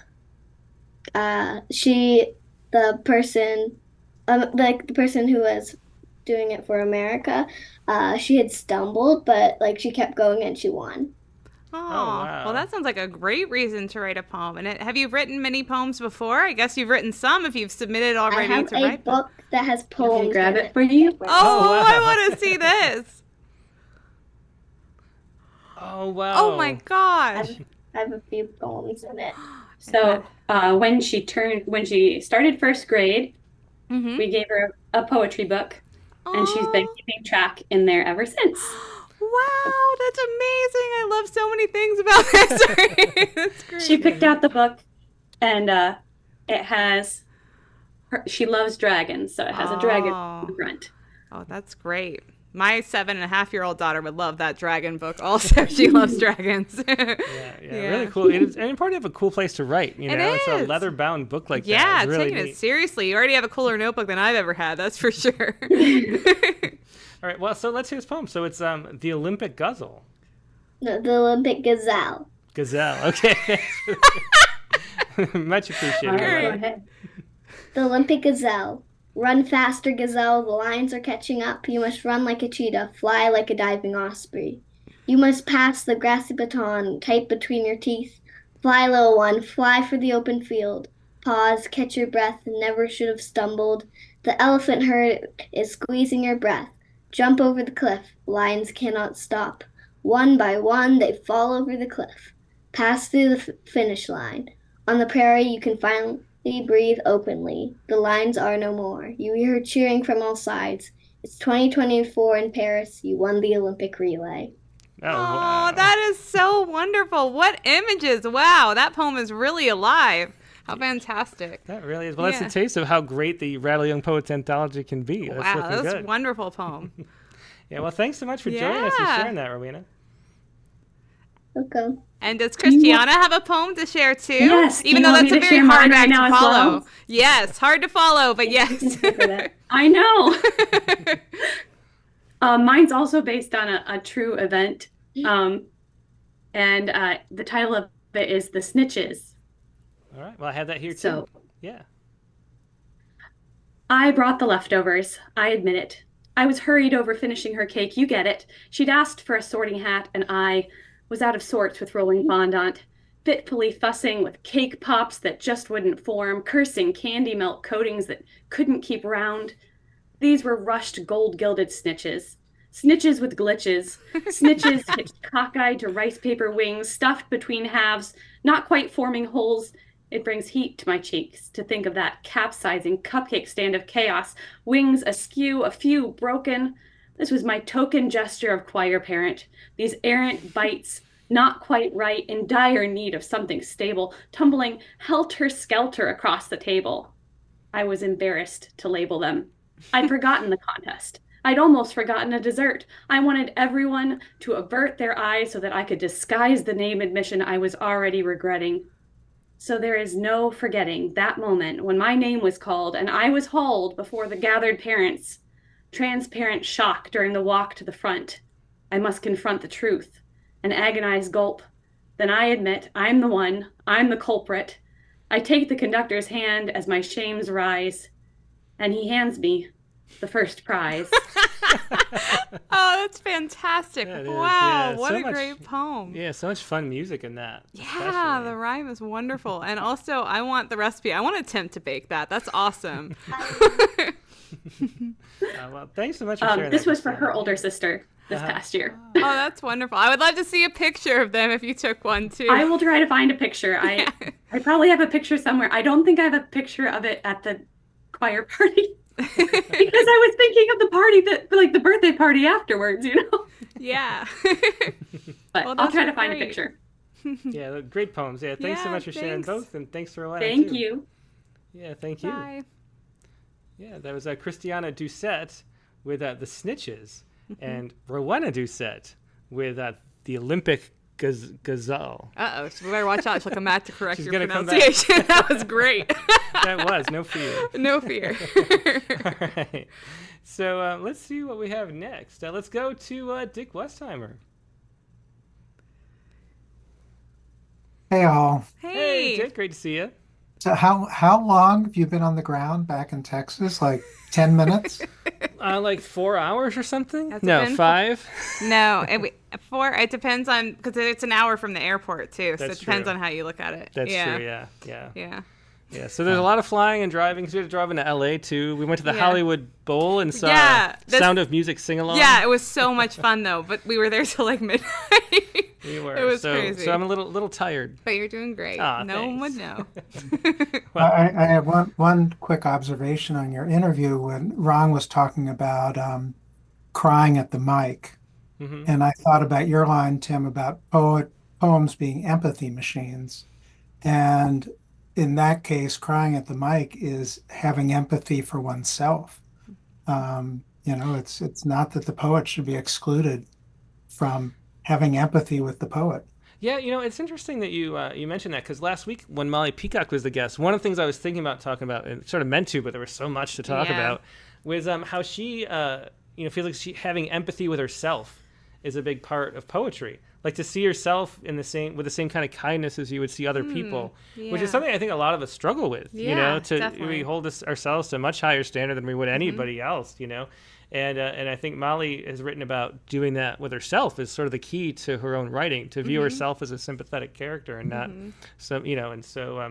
yeah, for sure. And so I definitely disagree. I think I love what Ron said about you pouring your heart out. There's nothing wrong with that at all. Yeah. Well, and you also, maybe it's because I'm so forgetful, but I surprise myself in my poems sometimes. I'll come to a part of a poem and just, I'll be taken with it also. I don't know if that's just grand egotism or whether it's, dementia or just empathy with oneself.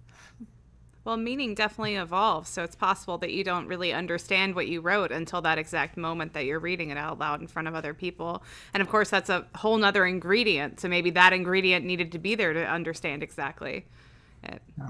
So great interview. A lot of food for thought. After the juggling on the unicycle part in the beginning got out of Yeah, there was a lot going on.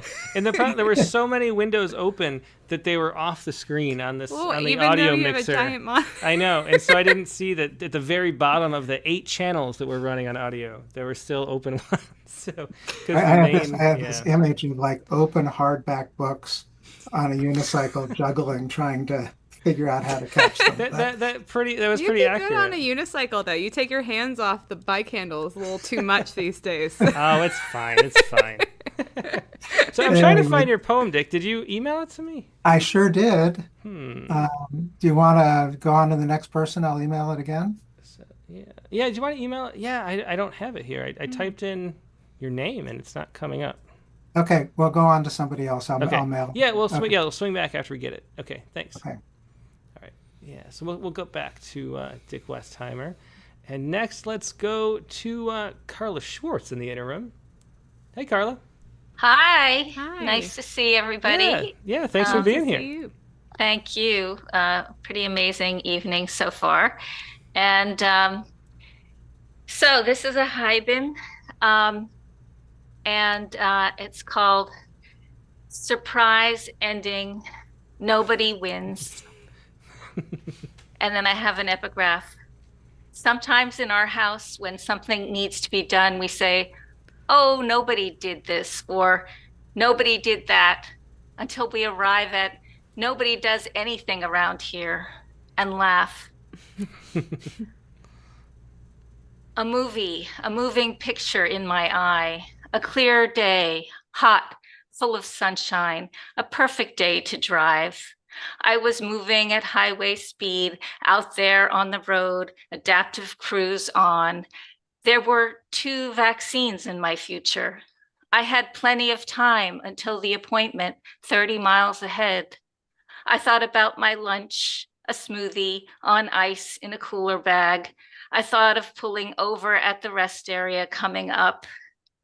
I remembered the cheese squash pumpkins I'd seen the year before at Hannaford, where I was headed to get those shots. The evening before, driving home on the small country roads of Lincoln and Concord, I was careful in the dark to watch the woods lining the roads, aware of the potential for deer to shoot out across my path. So that next day, that movie that plays and replays in my mind now, the sun, the highway, the traveling cars, and suddenly what? A deer, too? Could the deer smell the newly mown grass across 2 lanes of traffic? That young face, that eye, shimmering blue, yes, blue in sunlight. I didn't know. The deer didn't know. The leap that followed a perfect curve into the car's hood. The deer did make it across the road, my car having cradled, then ejected it, punted like a football arcing through the air. How could I watch? How could I not? The flying deer, the seatbelt tensioned across my belly, the thud, the crunch, while my car, with its own brain, took over, shut down, except I could roll it onto the breakdown lane. The breakdown, where I could sit and cry, break down. But this is where I had to inhale black smoke until I had the sense to slide down my windows. This is where I quivered uncontrollably, too shaky to at first to punch in a call. No presence of mind to ask Google to make it for me. This is where the car cried with me, eyes blinking, flashing, open, close, open, close. A deer leaps into its future, crumpled bonnet. Yeah, great haiku with that crumpled bonnet image ending on. Really is. Yeah, and takes me back. That's a good reminder because we are going to Western New York, and we're gonna be driving through, taking pictures of the fall leaves, and there are deer like you wouldn't believe out there. Yeah, there definitely are. We got to drive safe. Yeah, but thanks Thank you. And for those who don't know, bonnet is sometimes a name for the hood of a car. Yeah, well, very cool. Yeah, definitely very cool. Thanks so much for sharing that, Carla. Thank you. Love Thank the you so haikus, much. actually. Yeah, Thank it's you. really nice. All right. Yeah, that was Carla Schwartz with a surprise ending, Nobody Wins.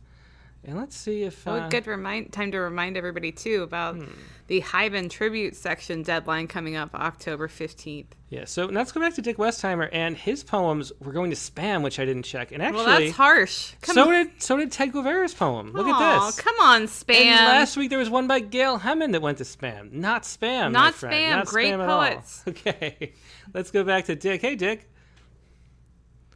Hi. Yeah, it's interesting. I didn't get an acknowledgement either. Yeah, that's why. So, it just thought, no. I don't know why.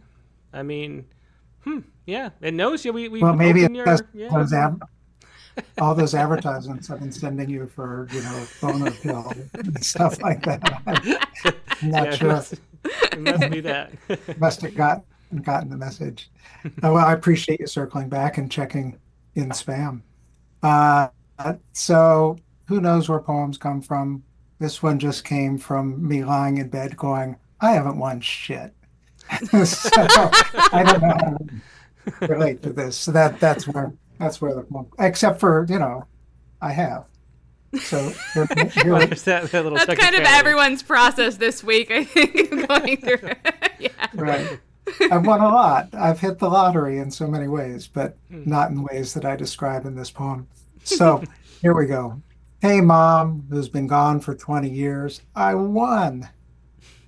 I once won a lying contest. I swear it's true. And I keep winning the lottery, turning a $1 ticket into 2. I put a nickel down on a frog and won a prince. Spent the prince on a pocket full of poker chips. Went all in on the river, which has since run dry as stone.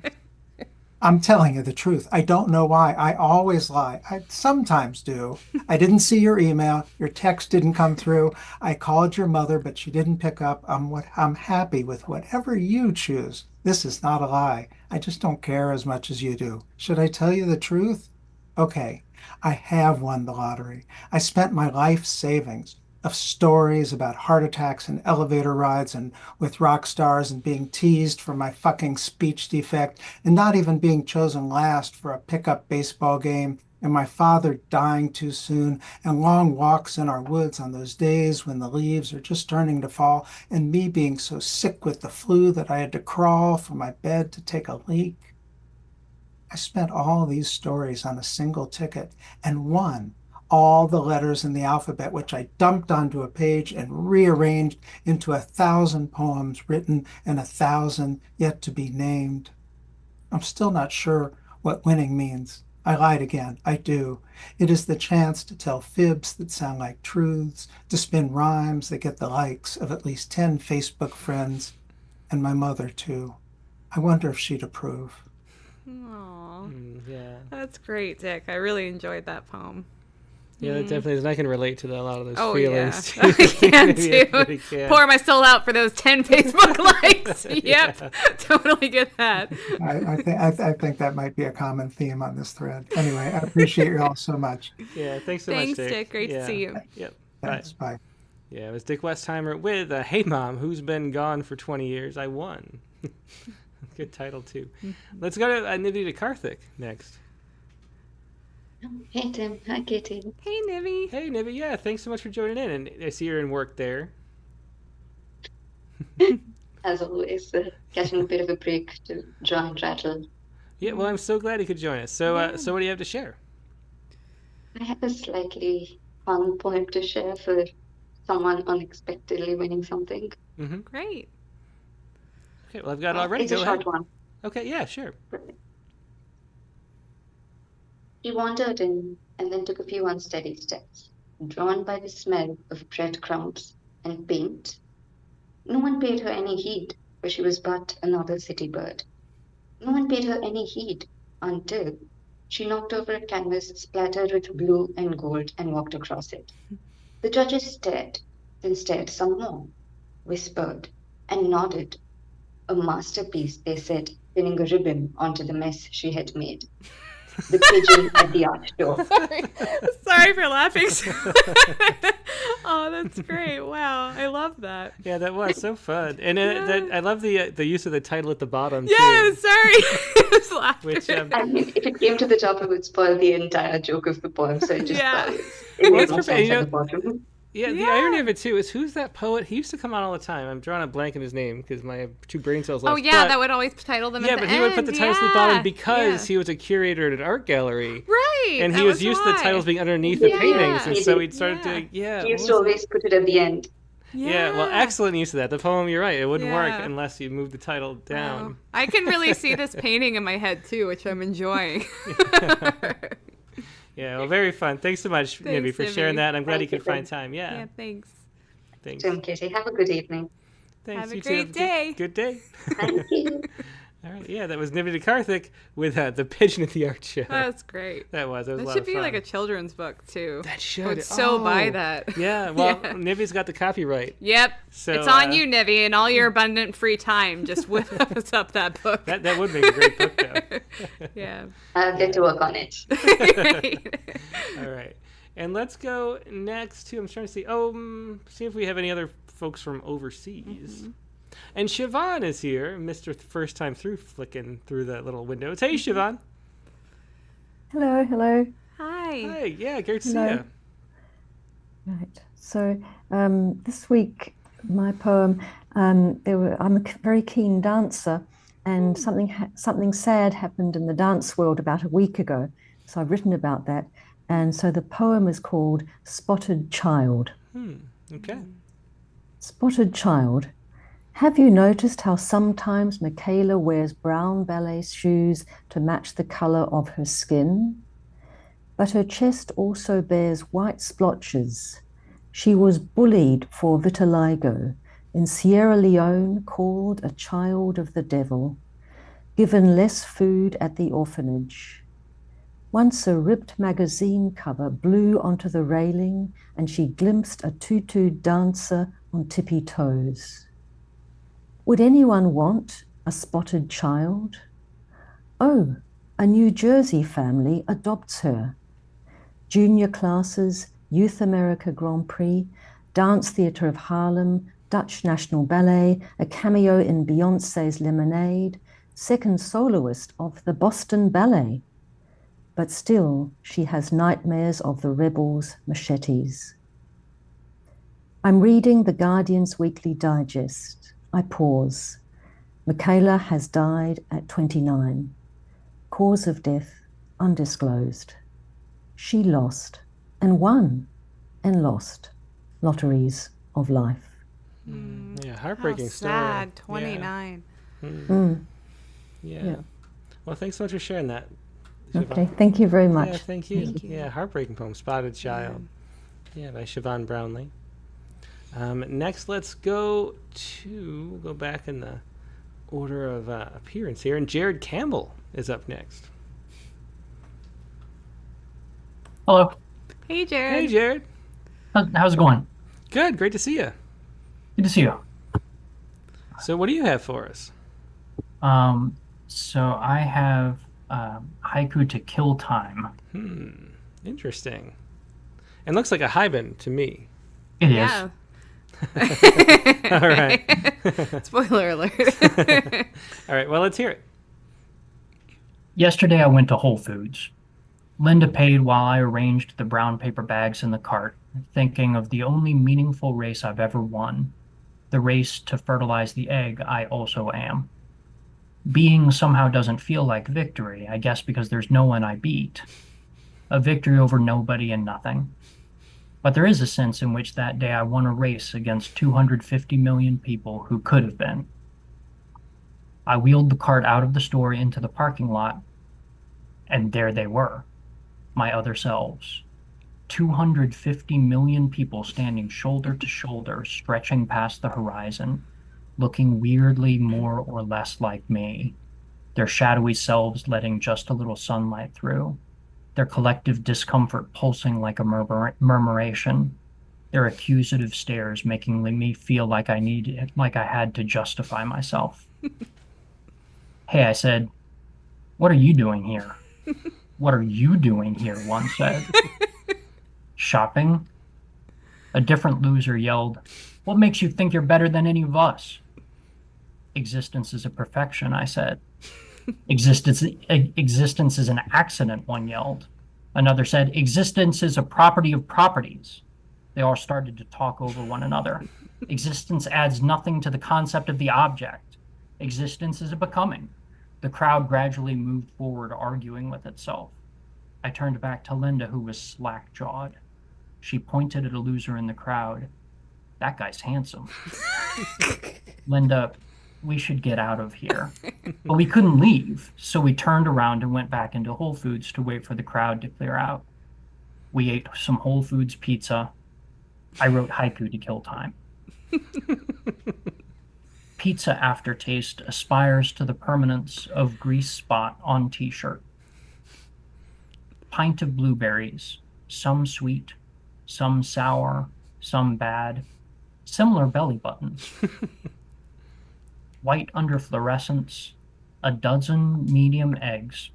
Put them in your rolling cage. Linda, what do you think of that one? I looked up and she was staring out the window, looking at that same guy again.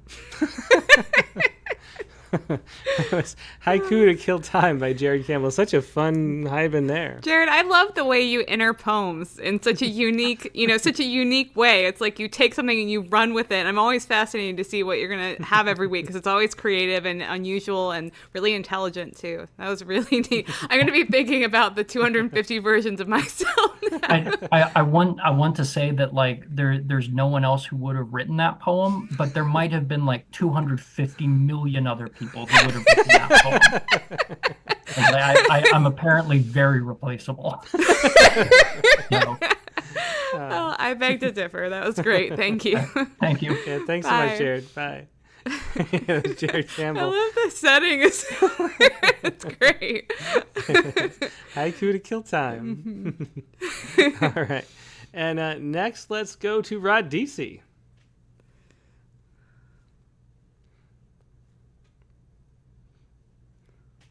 Hey, Rod. Hi, good evening. Hi. Great to see you. How are you, Tim and Katie?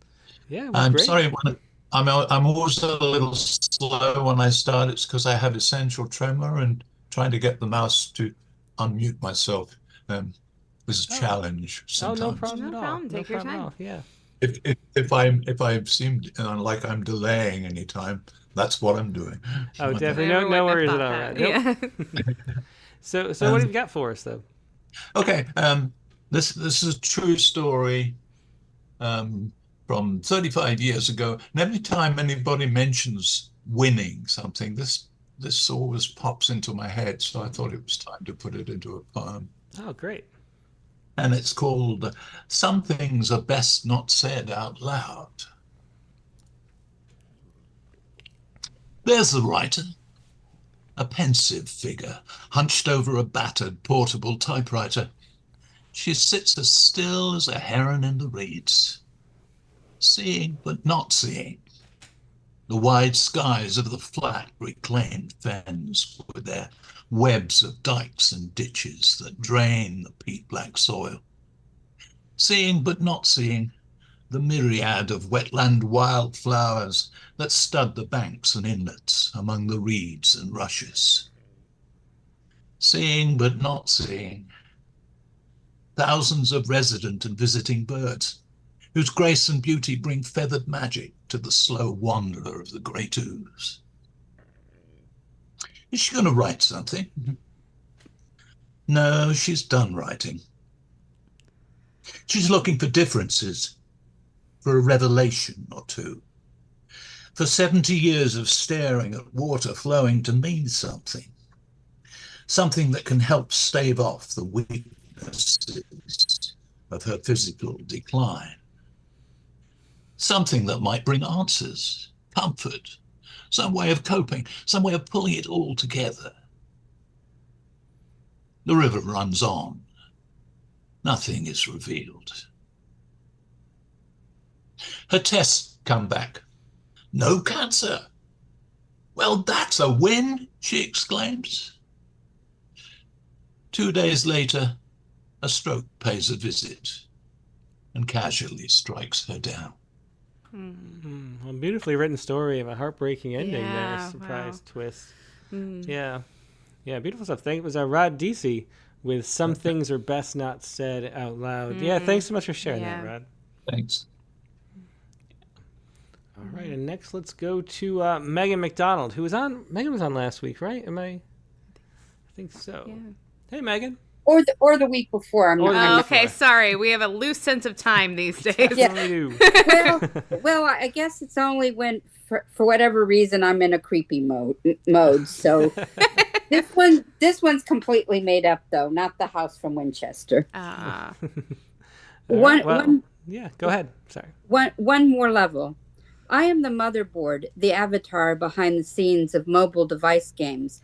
I'm the one who decides when to bestow legendary wins to those who don't give us their money.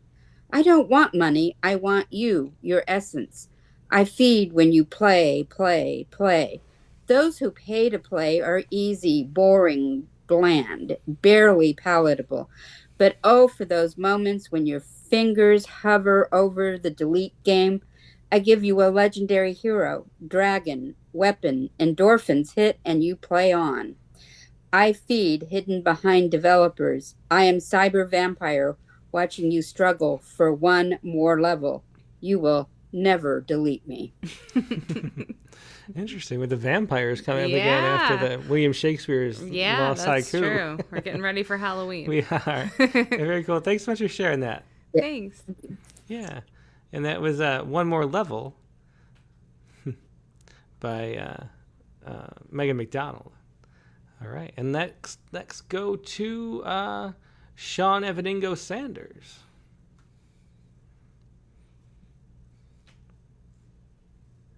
Hi, you guys. Hi, Tim and Katie. Hey, Sean. Great. Yeah, thanks really so much for joining in. really enjoyed Ron's interview, and what a discussion. I mean, very emotional, but very powerful and valuable. Yeah, definitely. He's a fascinating person and great poems, too. Really Yeah. fascinating. Loved his work. I didn't know him before, so that was a wonderful surprise. Anyway, I love the prompt, and I'm always teasing my husband about buying lottery tickets, so I had to write this poem for him. Great. Don't we all want to believe? How many times has she muttered it under her breath? Playing the lottery is not a viable plan for our future. Yet, she loved his eternal optimism. She needed his rosy outlook to counter her logic to a fault pragmatic ways. Besides, don't we all want to believe it's possible? That just one ticket could make our troubles evaporate like rain in the desert? Even if winning the "you too could be a millionaire" jackpot is a gazillion to one long shot. He couldn't resist sneaking off to the kiosk to buy one more chance at a dream. She too gambled with her own impossible dream, entering contest at this humbling stage of her writing career. How much easier it is to swallow an unlucky set of numbers than rejected poems she toiled over, scrutinizing every line break. Today, she felt a little more broken than usual. Whoever said bad things happen in threes hasn't experienced an avalanche of no's. She was updating her spreadsheet, where the green rows of acceptance were woefully outnumbered by those gentle pink declines. We won! We won! Sure, it's not the jackpot, but with $100, he could treat her to a feast of sashimi and tell her how much he loves her poems. She can't believe her luck. She fingers the rim on a glass of Sauvignon Blanc like she's Della Street, flirt-gazing into his Perry Mason eyes. Aww. Yeah, very sweet at the end. And that's interesting point too, though, that how much worse the lottery would feel if there's some kind of if you're picking the numbers strategically, even, or putting your heart into it, let alone it that. Is true. It's so Poetry different rejections are tough. I got 7 in 1 minute this week. I can understand a little bit of that. It's a rough week. A lot of rejections going out. That's true. But I love the way you weave the two stories, and then it came together so nicely at the end. That was really great. Thank you. Yeah, thanks so much, Sean. Thanks. Yeah, that was Sean Evaningo Sanders with "Don't We All Want to Believe." And don't we all want sashimi? Well, maybe not right vegetarians. Now, I'm kind of hungry, actually. Yeah, sashimi sounds great. It does. All right, well, next let's go to Mike Bales. I like Ron, too. I think some of us have to talk about trauma. Yeah, I like it's definitely true. Yeah. Carol Pagel has a way of talking about ghosts being haunted, about things. I say most of my influences are rattle poets, but she's an influence too. She's read here locally. She got sick, so she couldn't do her bit, but she's supposed to be one of my instructors when I went to that writers conference in Iowa City. My first car, it was new. I got it for $20. Nice. I bought $21 raffle tickets and won a 1974 Vega. I think I saw it under these spotlights and said, "This is mine," or "I got to have it," or something like that, right when I saw it. And I had a thing for Vegas at the time. So my poem's the 1974 Vega. All right. The engine chattered and sang as I drove somewhere outside Ames. "This never happens in my family," my aunt had said. She lived around Miami then, but it happened for me. I drove an open road. It happened. I bought 20 raffle tickets and won the car. People in the fraternity chided me, but I had to take a chance. The white Vega glistened under a spotlight at a campus chess charity held inside Hilton Coliseum, where the Cyclone basketball team played and legends were born.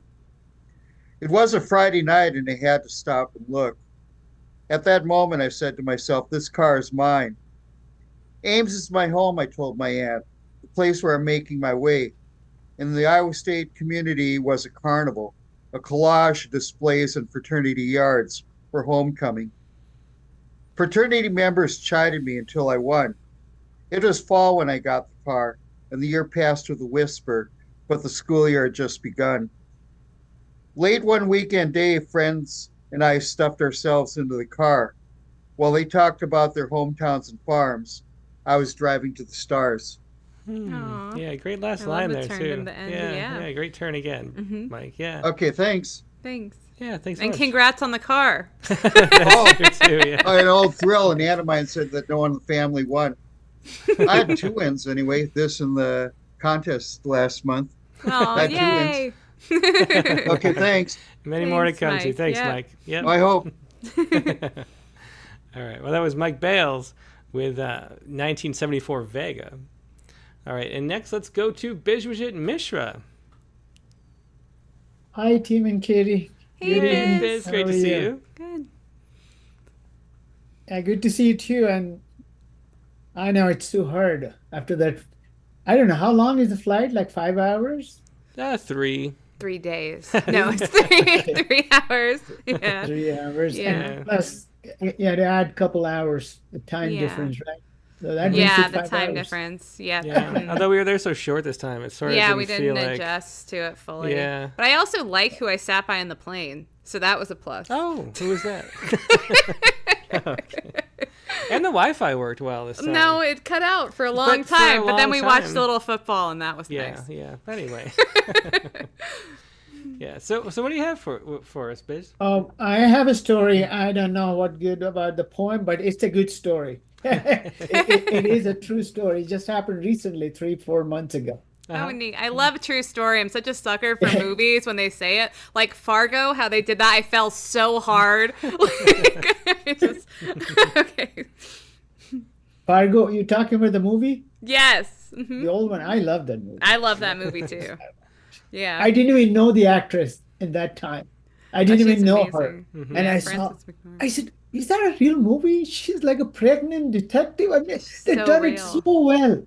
Yeah, she's one of the best actresses ever. I Oh, think. yeah, yeah. Yeah. She's really good. All right. Sorry for that tangent. That was my fault. Yeah. No. Okay. No, I'll be quick. Best of both worlds. Deep in the heart of NHL, NFL, NBA, and MLB in Dallas, Texas, they beat the former world champions in a game that most of the population of that city or that state or even the country would not know. Who has the time for a 4-day long or even a day-long game? The game that has been fading from the colonialists has made home in the colonies. The land of golden dreams, where dreamers come from the world over, has boarders who would not find room in the local sports. Having made a name in the dreaming business, they get another bed to have another dream, playing cricket, adjusted now to fit the busy schedule, as they say in the East. And there it is, a new 2-hour game to stay, T20 cricket.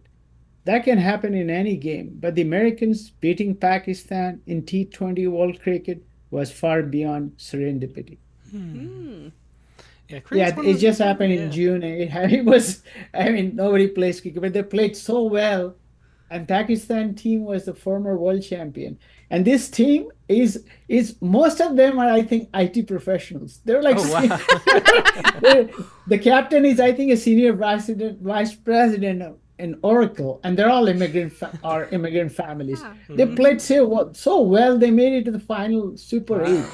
That's really neat. Wow. It surprised everybody. That's great. Yeah, that is really neat. Yeah, that could happen. It's such a cool story. Yeah, well, thanks for sharing that, Biz. Thank you. Have a good night. Thanks you too. Yeah, it's Bijwajit Mishra with Best of Both Worlds. I really do. I kind of wish I could play cricket. Cricket looks really cool. It really does Like look it looks fun. really, really neat. Yeah. The cricket balls are like really intense. They're really, really hard. Yeah. Yeah. Well, anyway, let's go to Brian O'Sullivan next. Hello. Hey, Brian. Hey, Brian. Hey. Really fun show tonight. So I have something that is sort of inspired by last week's The Poetry Space. It's in 575 syllabic stanzas, but I took the stanza breaks out the hide it a little bit. Mm-hmm. Anyway, the hunter of Ostara, after A.E. Stallings.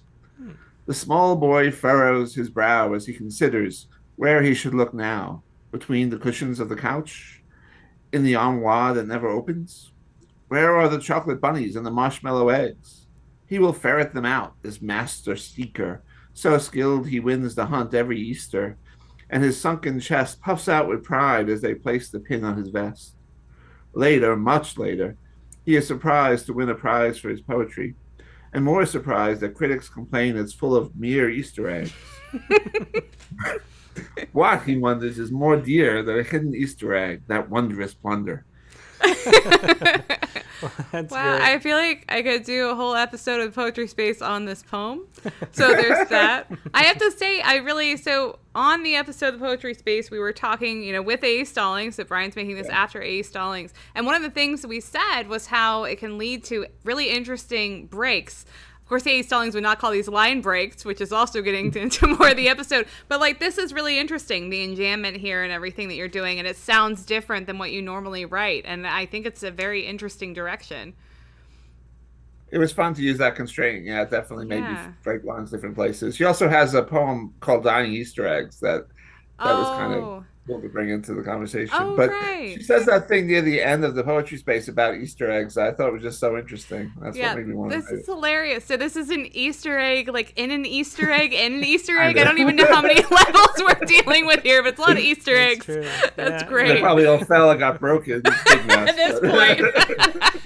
For people who don't understand what Easter eggs are, which might be a lot of people, those are hidden sort of like winks in video games are called Easter eggs. I think because there was a game originally that had an actual Easter egg as the hidden thing. I can't remember. exactly Was what it Zelda or something? There was an original reason for that I read about. Yeah. But on the Poetry Space, we were talking about how whether syllabic poetry is anything more than just an Easter egg. So it's so hard to hear. Yeah, because you came up with the Easter egg metaphor. I should say you don't care about credit, but I do, so I'll give you yours. But so Brian, did writing this in syllabic, did it push the poem in new ways? That's kind of the conclusion we came to. Yeah. For A. Stallings especially, it was an element that pushed your poems and a compositional device that pushed it. Yeah. Yeah, I definitely think it did. I definitely, as Katie mentioned, I definitely think it made me break the lines in places that would be unusual for me, and that probably changed the voice a bit, changed the breathing a little bit, made me, I think, work a little harder to find the kind of turn at the end. So yeah, I think it did a lot. I mean, whether it worked out or not, I think it definitely affected my process. Well, it definitely did. I think it worked out, and you should stay tuned for next week's prompt also. Is that an Easter egg? I don't know. I was also hoping you were literally going to define Easter eggs. It is something people who celebrate Easter do with eggs where they dye them occasionally. That's what the level my brain's at tonight. Well, A. Stallings' poem kind of does that. So. Yeah. All right. Well, thanks so much, Brian. That was really fun. Brian. Thanks for joining us on the Poetry Space, too. Yeah. Yeah, Brian O'Sullivan with the Hunter of Ostara, which we're gonna have to ask him about later. Yeah, that's what we already said by him.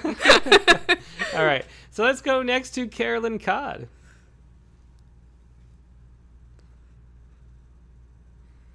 Hello. Hi, Carolyn. How Hello. are you tonight? Okay. I sent this poem in last week, but I could never get connected to Zoom. It kept doing all weird things and saying I was the host and all kinds of things. And I don't even know how I got connected tonight, but I did. So. Oh, well, I'm so glad you got it to work. Anyways, this is actually from 2 weeks ago. It was the Persona Prose poem thing. And I thought I was going to have it ready that week, but then there was the forest fire and we kept getting alerts all evening and all day Saturday and Sunday. So where do you live? Carolyn, where is it that you live? I can't remember. It's been so long. Yeah. North Redlands, and the fire was in Highland, which is right there. So that's where it started. So we had a lot of smoke and ashes and stuff, but luckily no actual fire. So, but it was very unsettling. Yeah, it definitely is. Yeah. So this is the persona in the poem is one of my cats, and she's speaking about me from her future. And it was partly inspired by a strange conversation I had with a friend. I asked her if she thought there would be Neanderthals in heaven, And she said she didn't know, but she imagined that she'd be there playing with her cats. So I don't know. That sounds like a great And- conversation. It was. And also the title is sort of an obvious where I got the title from things that have been going on recently. Yeah. Called My Cat Lady. So, hola, my name is Nella. Soy una gata, a Spanish cat, the last in a succession of cats who have lived with my cat lady. By now, we've all been gone from your world for many, many years. Since I've been here, don't ask me where here is. I've found each one of those who came before me, and they've told me their stories. The first, a family cat named Kitty, the only one with a tragic and traumatic ending, killed by a neighbor's dog. Next came George. He, like all the rest, lived a good long life. A very clever cat, he easily learned things like sit down, roll over, and shake hands. Seemed happy to do it and to receive the treat. After a while, when she became an official cat lady in her own home, Ruff and Kitty Girl came to join her in New York City. Later on, they moved to New Jersey and then to Illinois. These two Siamese describe each other as beautiful. Ruff, sweet and friendly, Kitty Girl, rather shy and fussy. In Illinois, they were joined by Mac, a rescue cat. He was strong and sturdy, but also fun and friendly. When the cat lady moved to Spain, Mac stayed back, not wanting to become un gato. In Spain, I, Nella, joined the cat lady as a kitten and lived with her for many happy and adventuresome years until I faded away. Later on, I heard, don't ask me how, that my cat lady moved to California and being along in years decided against having another feline join her. I've also heard that in one of her rooms she has a cat shrine with some photos of us and images and photos of others of her kind.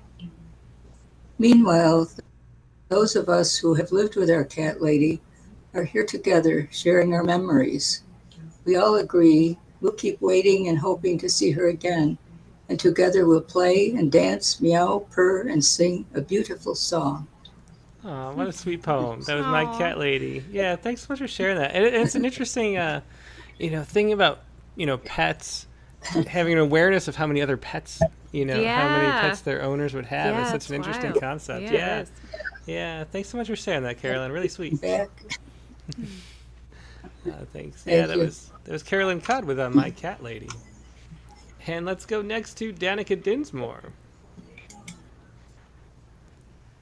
Hi. Hi. Hi. How you doing today? I'm good. That was Ron's interview was a roller coaster. I It mean, it was definitely like was, it yeah. was all the things. It was Yeah. amazing. Yeah. But I missed last week, and I wanted to say that I loved the Molly Peacock interview, and I felt like this kinship with her because she just wrote about grief in this raw, authentic way, and I realized that yes, I'm writing the only thing I'm writing last 6 months has been for and about and to my mom, but I have enough for a book now. Aw. So, and also they're probably all going to be Haibun because that's also all I've been writing lately. Yes. That's great. I'm just like determined to have some good stuff for you. But I've been reading a lot of contemporary Haibun, so this is a bit of an experiment, this one. So this is from last week. This is I Dare You. This is I Dare You to Die Like This. Yeah, I already love the experimental shape of this one. I Yeah, can me see it. too. It's got a lot going for it, and we haven't even read it yet. Yeah, it really does. Okay. I'm telling you, like, it took me a really long time to get it to work properly. Every time I edited it, it would shift over, and I'd be like, no, my can haiku see was that. ruined. I kept having to This is reshape it. cool. Yeah. Yeah, it really Okay. is So, cool, yeah. and I think, okay, I'm going to read it how I think it should be read. Great. I dare you to die like this. Beneath the stained glass at Mom's celebration of life. No, she's not gone yet. She wanted a party while she's still here. Lexa takes the handlebars of Mom's wheelchair, spins her around the room, reminding us of how much Mom loved to dance. As they circle the rhythm, she gives her royal wave. See you later, alligator, she laughs. Each party guest takes a bell. Pick the one that speaks to you. From Mom's endless collection, years of traveling chimes, tinkling gifts from friends, wooden and ceramic and stainless steel, and several shaped like angels, which she collected too. Bells scatter to her, friends who, in their own time, ring them in tribute as they pass. A series of ministers ascend to her bed when the wheelchair becomes too much. A small choir outside her window sings brightly while hands inside pray and touch. Overnight, Francine and I on a mattress on her floor, listening to whales and harps and seashores. Always Hawaiian music when I change Mom's clothes in bed. A parade of orchid blossoms, one tiny bird, a floral pin on her head, nightly oil of Olay, age-defying cream under cheeky eyes, soft nose, mixed up memories and dreams and laughter at how the mind goes and goes and goes. Angels in their own time ascend. Yeah, I really love that. Yeah, great use of the details throughout, and then the form is so cool. So for those, for those just listening, we have to explain that the poem, it's the prose part's written like prose, and then the within the text are those words, angels and later in their own time ascend, separated out, and it's then like an egg almost. It is. It's like an egg. There's like a little haiku in the belly of the prose. It's really neat. It's really neat. But like reading in through it too, which is really hard to do, as Danica was saying before. Yeah, right, really working neat. both in the prose section and then as a haiku. So is there a name for this style of haibun? Because this is really exciting to me. I've never seen it before. No, I just was looking at, there's a site called Contemporary Haibun online, and someone had done one where the prose was on one side and then the haiku was on the other, but the haiku is an extension of the line. And it looked really cool, and I'm like, oh, you can do that? Okay, I'm gonna make up my own form. So I decided I wanted to nestle one inside. I tried to do two. That's really hard to get two of them. So so the first one I decided just to have one inside. If I can get two, I'll be really happy. But again, if like every time you edit it, it shifts. So you have to, and I had the haiku was originally the first line of the poem. And I said, that's what I want my haiku to be. And so I tried to move it. Anyway, it was really fun. I love puzzles. Well, that's just amazing. And what a great example of how reading contemporary poetry can inspire you to even further it and come up with this. I mean, I think that's absolutely wonderful and really amazing. Yeah, down in the chat, Hamid Malik suggests calling it a pregnant haibun. Oh, I like that. I was thinking of Easter egg haibun. And Easter egg haibun. Yeah, both great That's names. what I think it should You better be, name it. Easter You egg created haibun. it, so you created it. You got to name it. Officially call it the Easter egg haibun. Okay, I'm a fan. That's really great. Thanks. Yeah, thanks so much, Danica. Thank you. That was Danica Dinsmore with "I Dare You to Die Like This." A really powerful subject matter too, which we so focus on. Yeah, I feel kind of almost bad for only focusing on the form, but when you create a new form of haibun, you better believe I'm going to talk about it. Yeah. So. All right. Well, let's go next to Hamid Malik. Speaking of Hamid. Hello. Hey, yeah, great to see you. Hi. Good to see you too. Okay. Oh, I've lost it. 1 second. I wrote. I felt bad that I hadn't written a prose poem because I got the last prompt wrong. So I tried to write a prose, but I had to turn into a haibun. So. And I see too. You've done something similar. This is like a erasure type haibun. Oh, I'm getting so excited. Like I'm really enjoying this. But I don't know. Do you then write it again at the bottom? I didn't know if you would, or just leave it bolded. I would say whatever you want to do as the poet. Okay. I think it works either. I mean, why don't we look at it and see what we think? You've done it both ways. And I'd say so, probably because you read it. You would read it like at a reading, you know? So, yeah, that's true. Still probably, but yeah. Legs. I won a poem yesterday in a Save Your Mother competition. Life has this quaint way of rewarding you with a poem after it slapped you around a bit. A prize for your weary hands to write. I hadn't entered such a competition, of course, who would? and I'd have much preferred to have won a poem in a Will Your Son Make Eye Contact challenge, or even in a Here's a Brick Wall Again race. But no, the straw clearly showed what I'd drawn, and with her pulsing legs, she clearly required saving. It was impossible to move at speed in the vacuum that sucked all the speed from the air, that slowed the whole globe to turn inch by inch, screeching and jolting. A woman convulsing cannot be your mother, or you will lie in her lap, your arms tight around her neck, unable to save her. My voice got younger as I slid down the hall to grab something useless from her room. Her covers turned down beckoned, and the moment I paused, seeing myself deep inside them, did not markedly change the game. It was deemed a practice run for a day I dare not wake up to, and a poem, if won, I'll burn. A poem has legs to move at speed, to grab the seeing. Yeah, very interesting. Yeah, I love that. Yeah, definitely. Yeah. And I do. I mean, I think pulling out the haiku at the bottom is great, and then you get to enjoy it, you know, understanding that it's going to be a piece of this thing to come at the end. That's really interesting. Yeah, it definitely works great that way. And not to miss, I love the Will Your Son Make Eye Contact challenge, the Here's a Brick Wall Again challenge. Great use of the prompt, too. Your voice growing younger, I really liked a lot, too. Yeah, really nice. Yeah, thanks for sharing that, Hemet. Thanks. Yeah, it was Hemet Malik with Legs. Yeah, good title. Good contrast between the back-to-back Hyben. I know, Fluffy. yeah. But I'm sure whatever poem comes next will be great, even though it's not Hyben, probably. Well, let's see. Laura Berg is up Oh, well, then it next. will definitely be great. Definitely. Yeah. That's a sign. Hello. Hi, Laura. Hi, Laura. This prompt was, you had a good odds of getting people to write about positive things. Yeah, that was the goal. All those secret goals. Secret goals. I think I may have undermined it, nevertheless. I like being undermined. Okay, so here we go. Armies entrapped in a mind.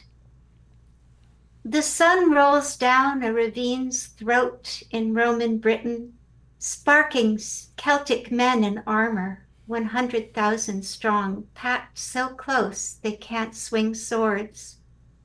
Egress is blocked with crowded carts, festive families waving, awaiting their win. But as the top 10,000 Romans know, swords cut only when swung, so most of those Celts are felled. And why does my mind roam to the Battle of Boudica when thinking of my husband, the enemies he makes out of no one, nothing, legions of mosquitoes, fleas? An exigent wife and son could bring a man down. On he rages as bodies collapse all around him, yet uncertain which side they're on, he's driven to rearm. How long can this go on? What's left for him to lose, and why can't he win? Absolve him. I absolve him. Yeah, really great ending to that one. Yeah. Laura, you always have great endings. You really do. And great music. Yeah, they sneak up on you. Yeah. And then Thanks for sharing that, Laura. Thanks. Yeah, there was armies entrapped in a mind. Next, let's go to Tina Denniclaw. Hello. Hi, Tina. Hey, Tina. This was a great interview. I try really hard not to cry during poetry readings. Aw. I have a history of doing that, not when I'm reading my own, but when other people are reading poems. Well, I think there's no better, Let it flow for sure there. Yeah, I mean, our rule at our editorial meetings is if someone laughs or cries, we publish that poem for sure. Yeah. Unless it's me because I laughed. That's true. You probably ruined the rule. Also, it has to be laughing in a good way. That seems fair too. And it could be, I don't want to. Okay, so just like the day before or so, I had been on an online poetry reading that Dorianne might have been on since it was kind of local. And my husband's grandmother died in childbirth, and I had just written that out in something. And the poem about the last rug that was woven, it just hit me, and I had a hard time getting the words out. And so And then the next day, Dorian says, it's very bad to cry. It's like, oh my gosh, yes, it's very bad to cry. Nah, I don't think she, yeah. So yeah. So now I'm trying so hard not to cry, and then here you've got Ron on, and brings up all this stuff. So I don't want to, because otherwise I'll talk, and there's other people we need to go with.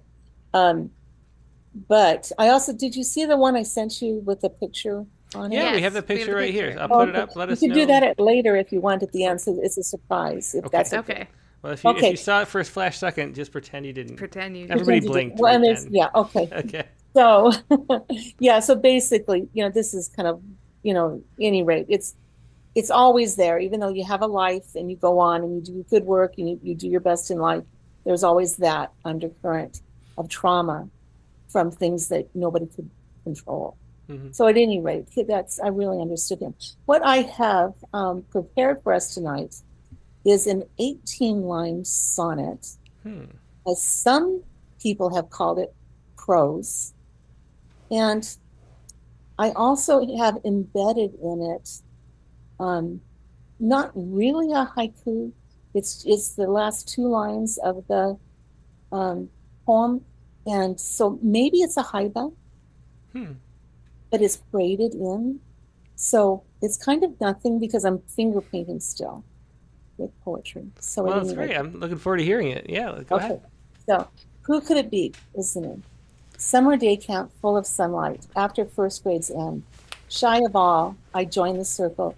Who can blow the biggest bubble? My eyes went wide as leaders' pointing fingers stopped at me. My face flushed red, my bubble popped. Did I still win? Yes. Class fundraiser football pool. Was this legal? I didn't know the game. The guy next to me explained the rules. I put my name into a square he wanted for himself and won. The grimace of regret flashed upon his face. No fair, unspoken. It was an accidental steal. Amateur astronomers' annual gathering. Names drawn for prizes. I won a little book of space. Crown me with bejeweled green laurel. Let Saturn lead the pearls. My name included. The book, the proof. I am part of them. Secretary saw my glow, announced to all, Tina is so happy. Student union. I helped a young Lakota Sioux balance her electrons. We faced each other as I tutored. Friends, the handsomest never I ever met, stopped by to drop a bit of charm. She thought he stopped by for her, but no, I already knew he was my unexpectedly. Aww, that's so sweet. Thank you. Now you can show the picture. Okay. This was our it was our third anniversary. Christmas third anniversary, more than 40 years ago. And my mom was taking pictures, and my husband decided to give me a little bit of charm.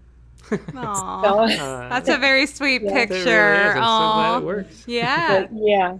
So I actually am writing poetry. I have 3 written now. And it really has to do with the trauma that the Navajo people went through. My husband's Navajo, and the overcoming of it, and how it's so integral part of their current culture. The trauma of the long walk to Vasco Redondo, they called it Huelde. But if you don't mind, I'll teach you how to say our name correctly. Tim, you do a great job. Nobody has ever done as well as you have without a little bit of help. Because just a little bit of help. Dene means the people. Denekla. Okay. It's a Navajo word. It means middle-aged man. Tell me, left-handed, middle-aged left-handed man. And my husband never was left-handed. Wasn't middle-aged. He was when I married him. Yeah, but his brother is. So thank you for listening. Oh, well, thanks so much. Thanks, yeah, that was really, really beautiful. I love that at the end. Yeah, so sweet. Thanks for sharing that, Tina. Thank you. Yeah, thanks. That was Tina Denekla with her poem, which was called again. Oh, Who Could It Be? All right. Yeah, good surprising turn at the end there. Let's go to Chelsea McClellan next.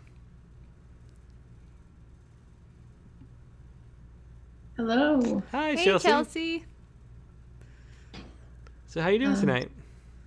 I am doing all right. I'm good. Glad to be here. It's good to see you all. My poem tonight is mostly to myself and whoever else gets it, I guess. So, Yeah, well, I love the title already. Yeah. so it's called Our Marriage is a Mountain Range of Dusty Rugs. And it's a pantoum to myself.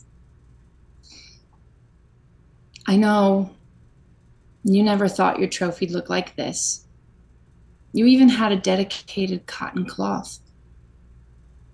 You both were there to hear the warnings, knew the risk.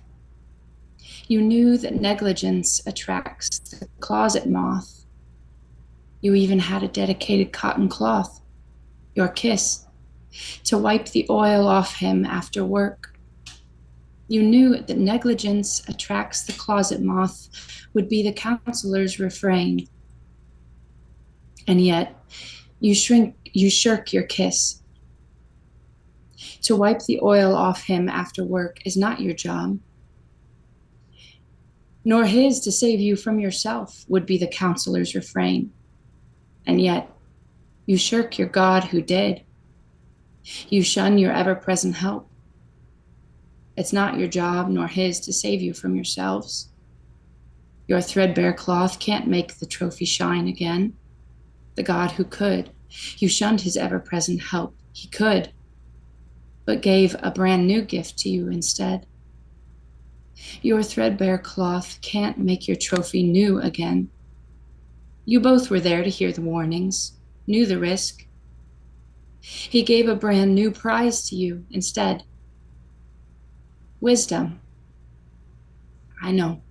You never thought your trophy'd look like this. Wow. That is such a great poem.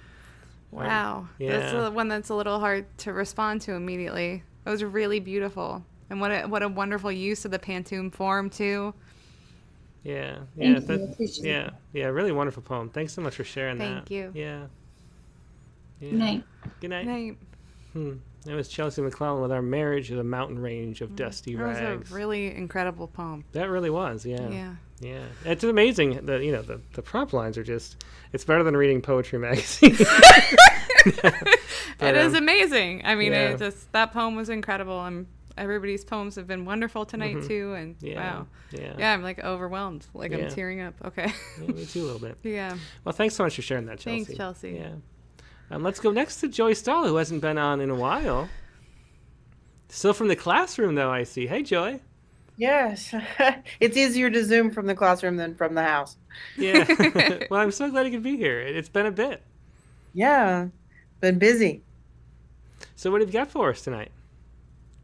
It's a really quick haiku, which all the hyphens make me want to try that. Uh-huh. Okay, well, I have it up for you. Yeah, whenever you're ready, go ahead. All right.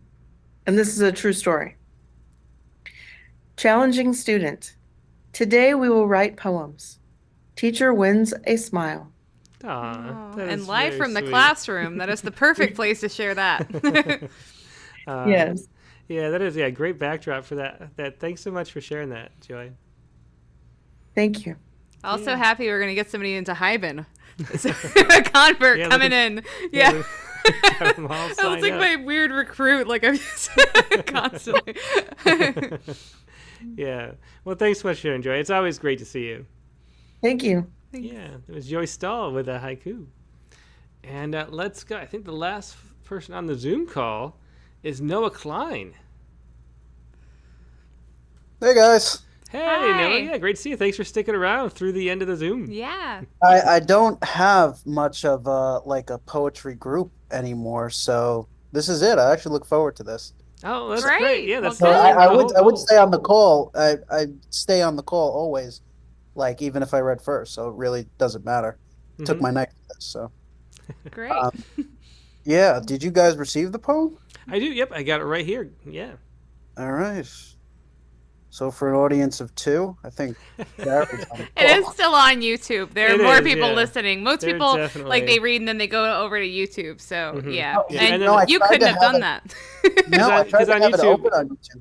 Yeah. I tried to have it open on YouTube as well to see the flow of the poems and to see the Right. structure, but I Yeah, can't. that's how you got to do it because you have to. It's kind of tricky. Dick Westheimer is the expert. He's the master. But yeah, so you come here, share the poem, then come back to Zoom. And Come back to YouTube. You come back to YouTube. See, I couldn't do it. I couldn't pull it off No myself. wonder people. Dude, the more I read of Dick's work and like listen to him read, like the more I'm enchanted by his work. Mhm. Yeah. Yeah, well, definitely. He's been a main guest if you want to learn more about Yeah, Dick. he has. Yeah. Mhm. mhm. He has a A what? Sword in Both Hands is a chapbook we were talking about Yeah. maybe 2 years ago. Or Yeah, a year ago? A How- year and ago, a I half? think roughly. I don't know. Yeah, he's but a main guest on the Rattlecast. We Mhm. don't know the number offhand, but yeah, and Yeah. he's an excellent poet. It's true. He definitely is. Hmm.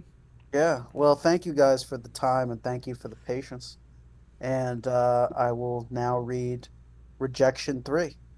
All was right, yeah. the response to this. So, give him small red coal in his bare palm, and hear sizzle and spit of flesh and fat. He'll thank you for the mirror you show him graciously. That daily excess of him burned away, and in that moment purified. Copper ore made wire, thin, bare, useful. Potentially to be purposed as minerals in bones of edifice. As the gift of you burns, he considers beauty of workings, of structure, and of all the decoration taken away. There, a blueprint of him. You expose his brutalist architecture he thought was clean and modern, but revealed to be oppressive and formulaic shell, constricting his lungs so his breath is fire in esophagus, leaves him feeling naked and alone on sun-baked earth before gods and men flowered, before oceans and fungi cultivated Gaia and birthed broken mortals from clay and cursed them to eternal reshaping. Your coal is revelation to him, apocalypse, behemoth and leviathan, splitting ground underfoot, his hands attempting to grasp onto anything, attempting to cling to everything, even you, even hot coal, to not tumble into blackness. Deep and unconscious, truth is plain as white bread to hire him. That survival is actually envy for a thing not touchable in 20 lifetimes. Envy purified through process of forgiveness.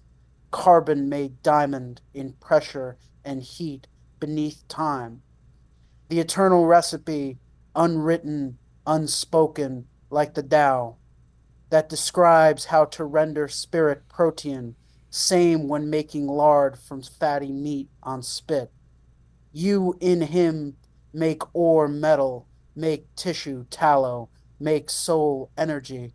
To heal in fire is knowing unquenchable cellular thirst for the oasis in desert, the answer, always mirage, too dry, too long, too much.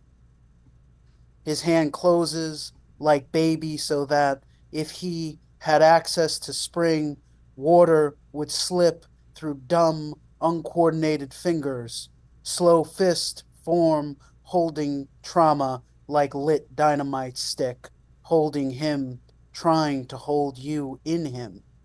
From coal cratering his hand, he feels his center melting, dripping, pooling deep around his feet till the marrow of his bones are nothing but burnished copper wire, electrons moving light between points of darkness.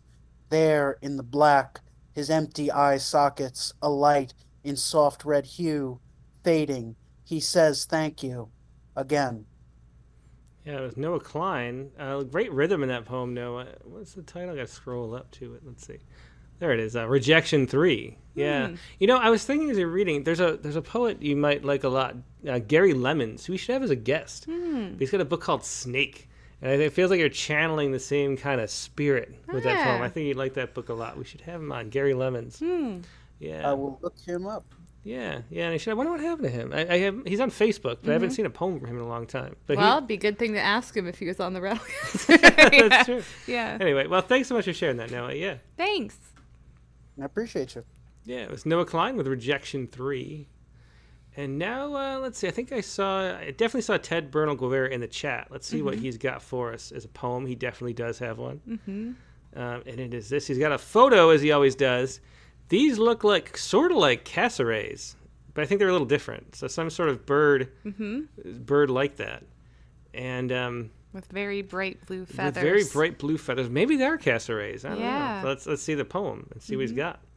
This is Win. Again, this is Ted Bernal Guevara. The danger of odds in normal situation is you're placing your bet at an invisible loss. The house says welcome, but you have no landing branch in there. Yes, you have the backhand. You try to grab the goldfinch, feel its bones, its breath, but there's no air, tiny as it is. Puff goes the chance. Little smoke, little dust, flitting. A child gets over the flu, a nasty turn. Days of uncertainty. Relief will be new. He exhales anew. He doesn't realize all that beating of sweat, that strife, was just to get back to normal, where pugilistic dodging is still trying to construct a sturdy situation. Along the way, in the spell, he picks up the counter-reason, the politics of cope, pro-belief, and in the odd of things, there was never a bird. Now, would the innocence of your expectations still participate? How about your art, your passion? Skill just has to evolve those into a new species of bird, which would likely be unnamed, weird, or a win. Very interesting. And so we'll take one back look at this photo again. This is the new species of bird. Yeah. Very interesting as always. Yeah. Yeah. Well, thanks so much for sharing that, Ted. It is always a pleasure getting to share your work and what you're thinking of. And let's see. I think that's going to wrap up the show for today. Let's go to the Sciku. And the Sciku, the story for this week is this. We'll pull up this news story. I really like the headline. So the headline is this, right here. I'm trying not to look at it in advance so I can be surprised when you say it. Once again, I have to shrink the screen enough so it all fits. Trying not to look at the screen. Yeah. So, scuba diving lizards use bubble to breathe underwater and avoid predators. He's got this great photo. They actually make a bubble on their nose. It's like in Harry Potter when they go to swim. Sorry, go ahead. And so this is research out of the University of Binghamton. And what they wanted to figure out was if these bubbles that appear in these lizards' nose, what's the lizard called? Let me see. He's called a friend. He is our little lizard friend. I can't remember the name of the species of lizard. It's an aquatic lizard. I don't know where. I'm scanning the text. I can't see. But anyway, the species of lizard, has these bubbles on its nose, and it dives underwater to hide from predators. It's actually they also in this article call it the chicken nugget of the ecosystem because everybody wants to eat it. Oh my god, this poor dude. I know. So to avoid predators, they hide underwater for up to 20 minutes, staying far away from ketchup. Exactly. And it forms this little air bubble on its nose. So what the researchers wanted to do, though, is see if the air bubble actually allowed them to stay underwater longer, like it was a useful, like a little scuba diver with a little oxygen pack, or if it was just an artifact of the way it breathes and just happens to appear there.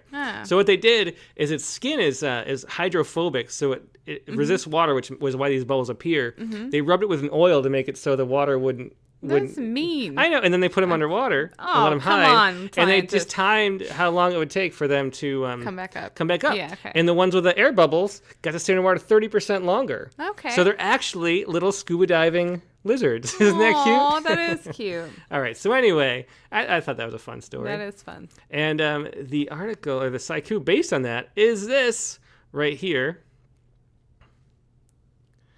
Before knowing the texture of clouds, bubble bath. Oh, that's great. Do you remember? So I was sitting there trying to think of this haiku on the plane. And you didn't tell me about it. And I didn't tell you about what I was doing. Yeah. And you look out the window and you're like, those clouds look like bubbles. like a bubble bath. Yeah, it looked exactly like a bubble bath. I was like trying to write in my head a bubble bath. And it wasn't even because of that. It was just because of the article. We were like, writing haiku together We without were. realizing it. That's Anyway, fun. that is the Sciku for this week. Before knowing the texture of clouds, bubble bath. That makes me want a bubble bath. Aw. And a little lizard, apparently. We have to fix the bathtub first. Yeah, that's 'cause it leaks. The shower is great, though. Yeah, that's true. But no. Okay, anyway. That is the Sciku for this week, and that is the show for this week. Now let's see the prompt for next week. Katie, I think everybody can probably guess Well, what I this don't is, know. but let's see. Okay. So, we are going to write a poem in haiku stanzas, which are tercets, so stanzas of 3 lines, with lines of 5, then 7, then 5 syllables. Do not make it a haiku. Yes. So, as you probably know, if you've been watching the show, haiku are not 575. There are there's no syllables, or they don't count syllables in Japanese. It's not a syllabic form. It's not a syllabic form. Yes. It's great for teaching in school, syllabic poetry. Well, I don't know if I would say even Okay. that. It's But- used that way to be taught in school. But we did talk to A. Stallings on the Mm-hmm. Poetry Space this week, as we mentioned, about syllabic verse. Mm-hmm. And syllabic verse is a great constraint to use in the Yeah. process of writing. Right. And she writes in haiku stanzas. We even Right. suggested calling them the Stallings stanza. Yeah. But there's so many We're varieties. calling it haiku stanza, which We is are. not haiku, which is a little confusing, but that's okay. But Brian O'Sullivan's poem tonight, as it so happens, it was not, in tercets. It was written, as one block. But he talked about how he did 5, then 7, then 5 as a way to look at it. I think that this is interesting both in terms of I'm really excited to write a syllabic form after talking to A.U. Stallings. And then also just, I think that sometimes with haiku and when it's confusing, it's easier to think about what it's not. And so we're going to be exploring what it's not. And then I think maybe what it is will be a little bit easier to talk about too. There you go. All right. Well, that's next week's prep. Write a poem in haiku stanzas. This is also the only time in my life I will say, do not make it a haiku. It's in relation to this prompt. That's true. It's a good point. All right. So that's the prompt for this week. And next week's guest in the Rattlecast is going to be Eric Coker. And I have a total typo there. That's not how you spell his name. But we'll fix that before next week. Okay, that's a good idea. We should. We should. But Eric Coker is the guest in next week's Rattlecast. And if you're a subscriber to Rattle, which I'm sure everybody is in print, you've received Sky Mall, this wonderful book of poems, sort of this meditative thinking about family and life and death and everything, going through the air. And it's a beautiful book. Really gripping. The first poem was like 20 pages, and I couldn't put it down the first time I read it. Yeah. But he's also just a great poet, too. He's got a wonderful poem that we published years ago. So I'm really curious to learn more about Eric. That's going to be Rattlecast number 264 with Eric Coker, this week's poet, or this fall's Rattle Chapbook Prize winning poet for Sky Mall. Really looking forward to that. It's going to be Rattlecast 264 with your poems and haiku stanzas. Looking forward to all that, and hope you have a great week in the meantime. We'll talk to you later. Good night. Good night.